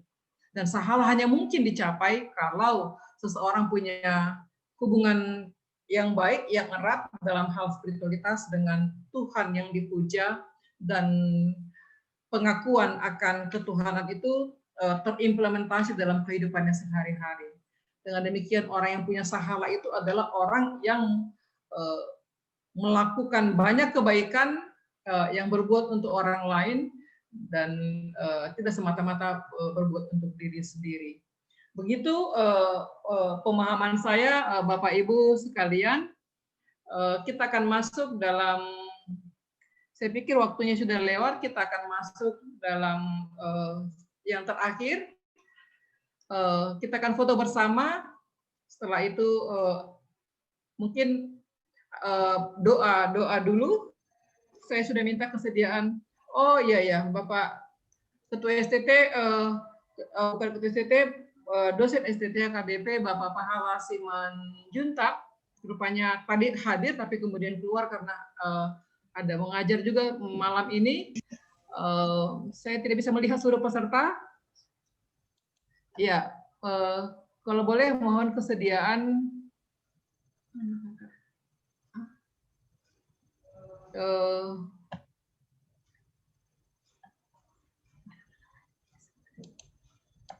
Ya, mohon kesediaan Ibu Jojor Silalahi, beliau ada di sini, tapi saya tidak lihat sekarang. Ibu Jojor Silalahi untuk memimpin kita dalam doa penutup. Beliau adalah juga Elsa Pika yang bekerja sama dengan kegiatan ini. Ibu Jojor. Terima kasih Bu Liris. Langsung berdoa saja. Berdoa saja, setelah itu Bapak Ibu bersabar sebentar karena kita akan foto bersama. Baiklah, terima kasih karena webinar kita telah selesai, kita tutup dalam doa. Kami bersyukur Tuhan atas kasih setiamu yang senantiasa menyertai dan memelihara kami hingga pada saat ini. Dan juga kami telah dapat menyelesaikan webinar pada hari ini Tuhan tentang titik temu antara Israel dan Batak. Tuhan, biarlah apa yang telah kami pelajari dalam webinar ini melalui 3 orang narasumber menjadi bekal bagi kami, menambah pemahaman kami, pengenalan kami akan Israel dan Batak, Tuhan, dan darinya kami bisa berteologi secara kontekstual, mengenal Engkau di dalam agama dan Batak kami. Terima kasih Tuhan, kami berdoa kiranya Tapika menjadi alat Tuhan untuk makin mengembangkan banyak hal dalam agama dan pendidikan karakter. Karena itu Tuhan, biarlah di hari-hari yang akan datang, Engkau juga yang senantiasa menyertai dan memperlengkapi kami. Terima kasih Tuhan, kami bersyukur atas hari ini. Kami memohon berkat dan penyertaan-Mu dari sekarang sampai selama-lamanya. Dalam Kristus Yesus kami berdoa. Amin. Terima kasih Bu Jojor. Mohon Arif. Kembali kepada Ibu Moderator. Ya, terima kasih Ibu Jojor.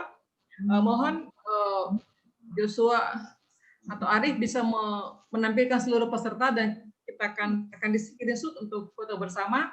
Mungkin tidak cukup sekali saja karena pesertanya ada yang bisa masuk tadinya 300-an, sekarang mungkin juga karena jaringan ada sekitar 252. Silakan. Karena mau dipoto ya gelap juga, bagusnya saya matikan dah. Nama saya saja yang penting ya. Slide pertama ya Bu. Ya, silakan. Mohon bersabar Bapak Ibu saudara-saudara.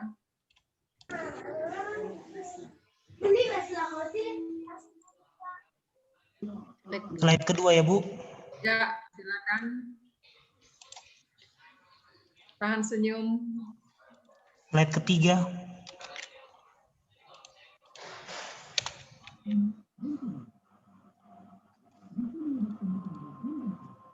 Slide keempat.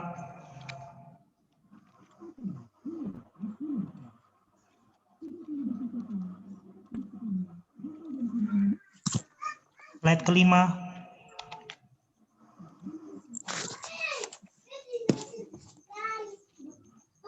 Slide keenam.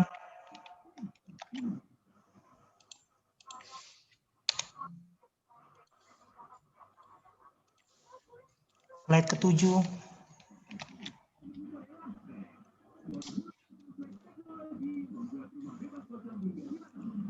Slide ke-8.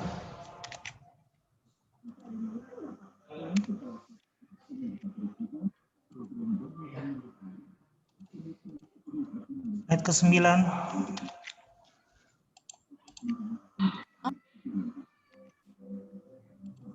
Terakhir 10. Ya. Dengan demikian, terima kasih Bapak Ibu sekalian untuk boleh berbagi, belajar bersama di lewat Zoom webinar STTH KBP, Elsapika dan IAKN Tarutung. Sampai bertemu di kesempatan yang lain. Mari tepuk tangan bersama. Horas. Sampai ketemu.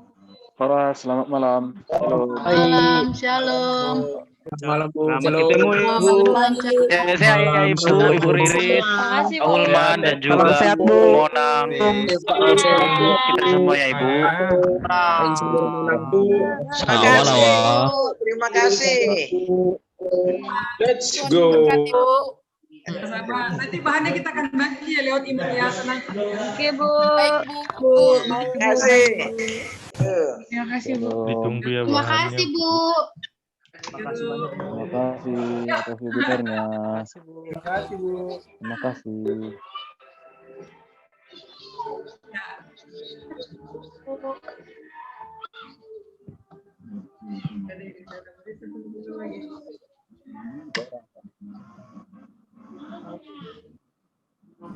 Shalom. Yo, salam. Halo. Pak Jola udah sempat bicara ya.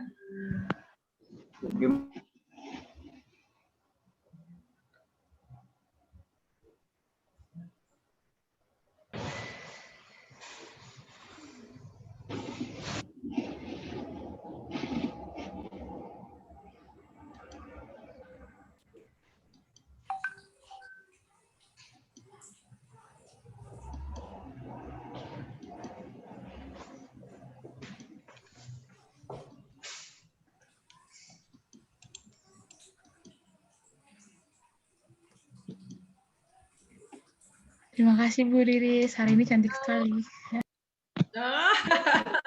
Makasih Adek, makasih. Andai kamu Sela. Antingnya bagus. Sama-sama Bu. Kenapa? Antingnya bagus Bu. Minta dibelikan tuh Bu. Oh begitu. Minta ke rumah Mutiara. saya aja, pasti dapatan. Selamat malam Ibu. Ya, selamat malam Dek. Setelah ini perbaiki tugas-tugasnya ya. Ya Bu. Mana? Sabar Bu. Baca bukunya Bu.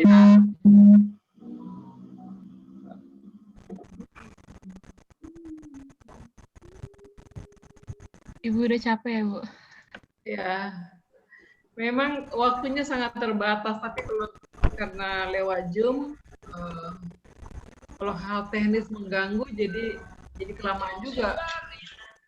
Jadi memang paling enaknya itu kalau diskusi seperti ini adalah ketemu langsung. Tapi ini pun masih kita bisa syukuri dalam bahasa tapalapalai mah daripada kita nggak bisa buat kegiatan sama sekali di situasi pandemik ini. Ya kan, gimana? Iya Bu, sebelum pulang ambil di pintu nasi kotaknya Bu. Emangnya ini aula Arif itu ya? Sedih Iya, Bu Bu. kalau online nggak dapat konsum.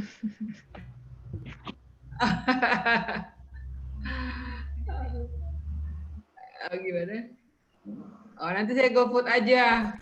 Bu, nanti diadakan lagi Bu seminar seperti ini Bu. Kenapa? Diadakan lagi nanti seminarnya Bu.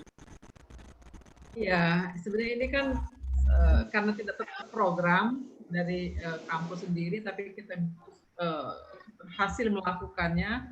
Ini juga berkat dukungan adik-adik di kelas, terutama kelas Batak dan bagaimanapun pengantar ilmu agama ya, karena mahasiswa ini yang full, 2 kelas saya itu 2 mata kuliah itu yang full di dalam. Karena antusiasme daripada peserta lain juga luar biasa. Kalian semua 240, lalu peserta lain itu 260, lalu mahasiswa teologi yang angkatan apa itu terpaksa kita keluarkan supaya yang sudah terdaftar itu 500. Tapi kita plot 497 itu tercover di dalam seperti itu.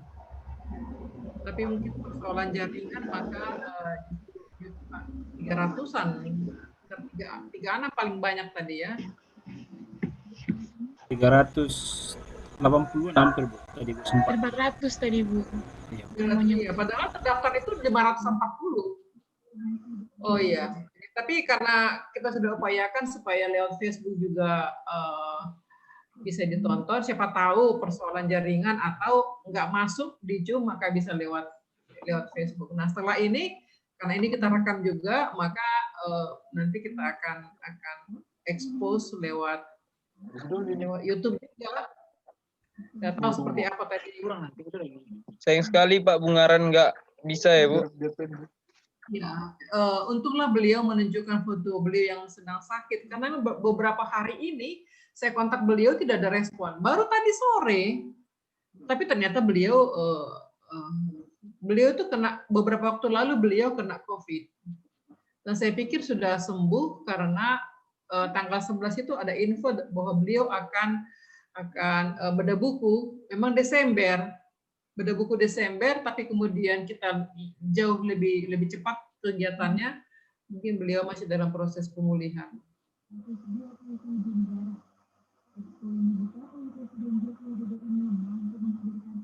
Ya Bu, tapi overall udah mantep Bu. Ya, saya udah tahu karena ini saya agak kesulitan tadi baca di chat, karena di chat kursornya itu jadi nggak kelihatan mana, atau lari-lari dia. Saya pikir pertanyaan yang sangat mendasar kelihatannya nggak ada lagi, tapi begitu pun nanti kalau pertanyaan saya bisa jawab lewat WA.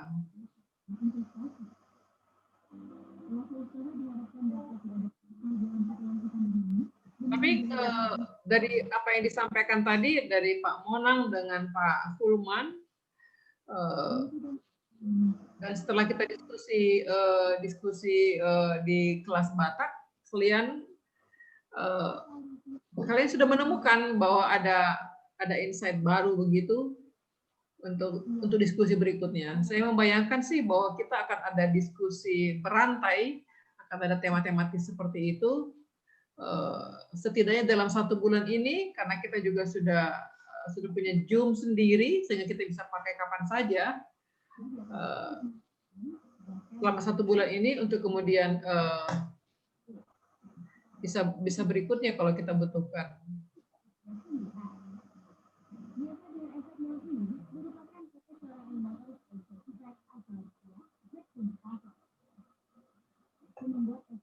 Arif di mana ini sekarang? Di depan rumah Bu, di teras nih ada Maksudku di sini. Ya gimana Arif? Soal apa? Tadi saya sudah kasih WA juga. Soal topik-topik yang mungkin kita diskusikan. Bu, menarik Bu. Yang kurangnya tadi dari Pak Monang sih Bu. Iya. Jadi saya berpikir seperti ini, kan kalian sudah penelitian tentang ini. Bayangkanlah Pak Monang sendiri bilang terlalu panjang kalau kita bahas hanya dalam 2-3 jam seperti itu. Misalnya tentang upasa. Nah, maka kita bisa membahas itu secara detail gitu loh. Dalam 2 jam, dalam 3 jam misalnya, kalian menyampaikan hasil penelitian kalian dan beliau menjawab dalam halo Andri, dan beliau menjawab menjelaskan lebih jauh tentang upasa itu. Ini artinya apa? Ini artinya apa? Itu pasti menarik. Tetapi itu hanya mungkin kalau kita buat Zoom berseri gitu loh.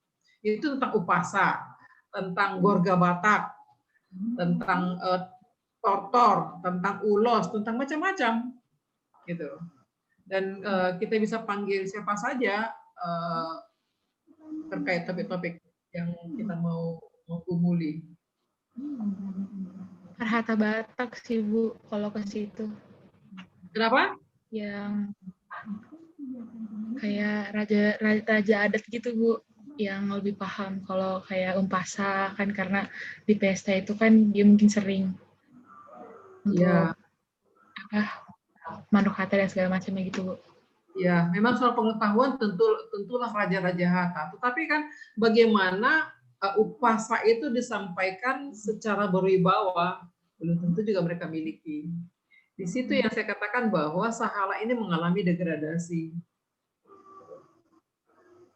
Dan memang tidak cuma orang Batak, tapi hampir seluruh elemen masyarakat kita, bangsa kita ini mengalami degradasi. Dan saya melihat fenomenanya tidak jauh berbeda. Persoalan ini, persoalan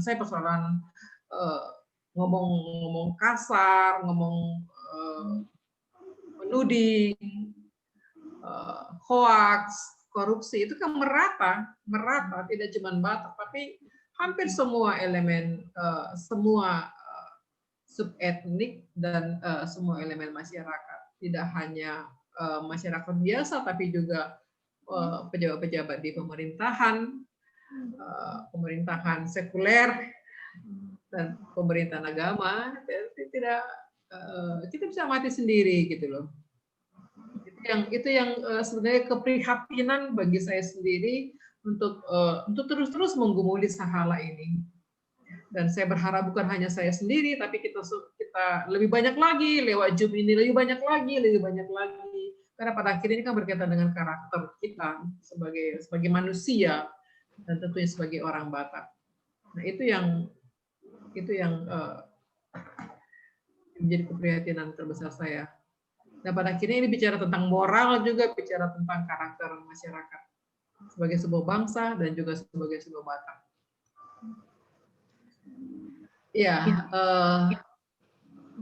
banyak sih Bu yang kayak berharap gitu, berharap banyak dari mata kuliah bahasa Batak ini juga kan Bu. Kayak kami yang di Cibinong ini, kayak yang di Bandung gitu-gitu, nggak pernah tahu Bu sebelumnya. Kayak apa sih Sahala itu? Bahkan saya baru dengar Bu di STT ini ada hal seperti itu. Jadi banyak sebenarnya yang berharap banyak sama mata kuliah bahasa Batak juga dan pengetahuan Batak itu juga Bu, karena kayak kadang saya suka malu Bu kalau dengar pendeta enak banget baca Bibel, sementara saya masih kurang Bu, untuk baca Bibel aja masih terbata-bata banget. Jadi pemanggalannya gitu Bu. Banyak penggunaan membaca bahasa Batak dengan dialek Batak. Memang ya kalau kita nggak terbiasa ngomong bahasa Batak di rumah akan sulit, tapi mau tak mau kita harus belajar karena harus jadi fasih juga dengan itu kan. Oke, Bapak Ibu, saudara-saudara semua, adik-adik semuanya, ada beberapa ini mahasiswa saya. Kita boleh sudahi sampai di sini ya. Kedepannya kita ketemu lagi. Jadi materinya besok akan kita bagikan kepada masing-masing email dan juga sertifikat bagi yang membutuhkan. Yuk, ketemu deh ya. Ya Bu, makasih Bu. Makasih ya Bu. Yuk. Salam sehat Bu.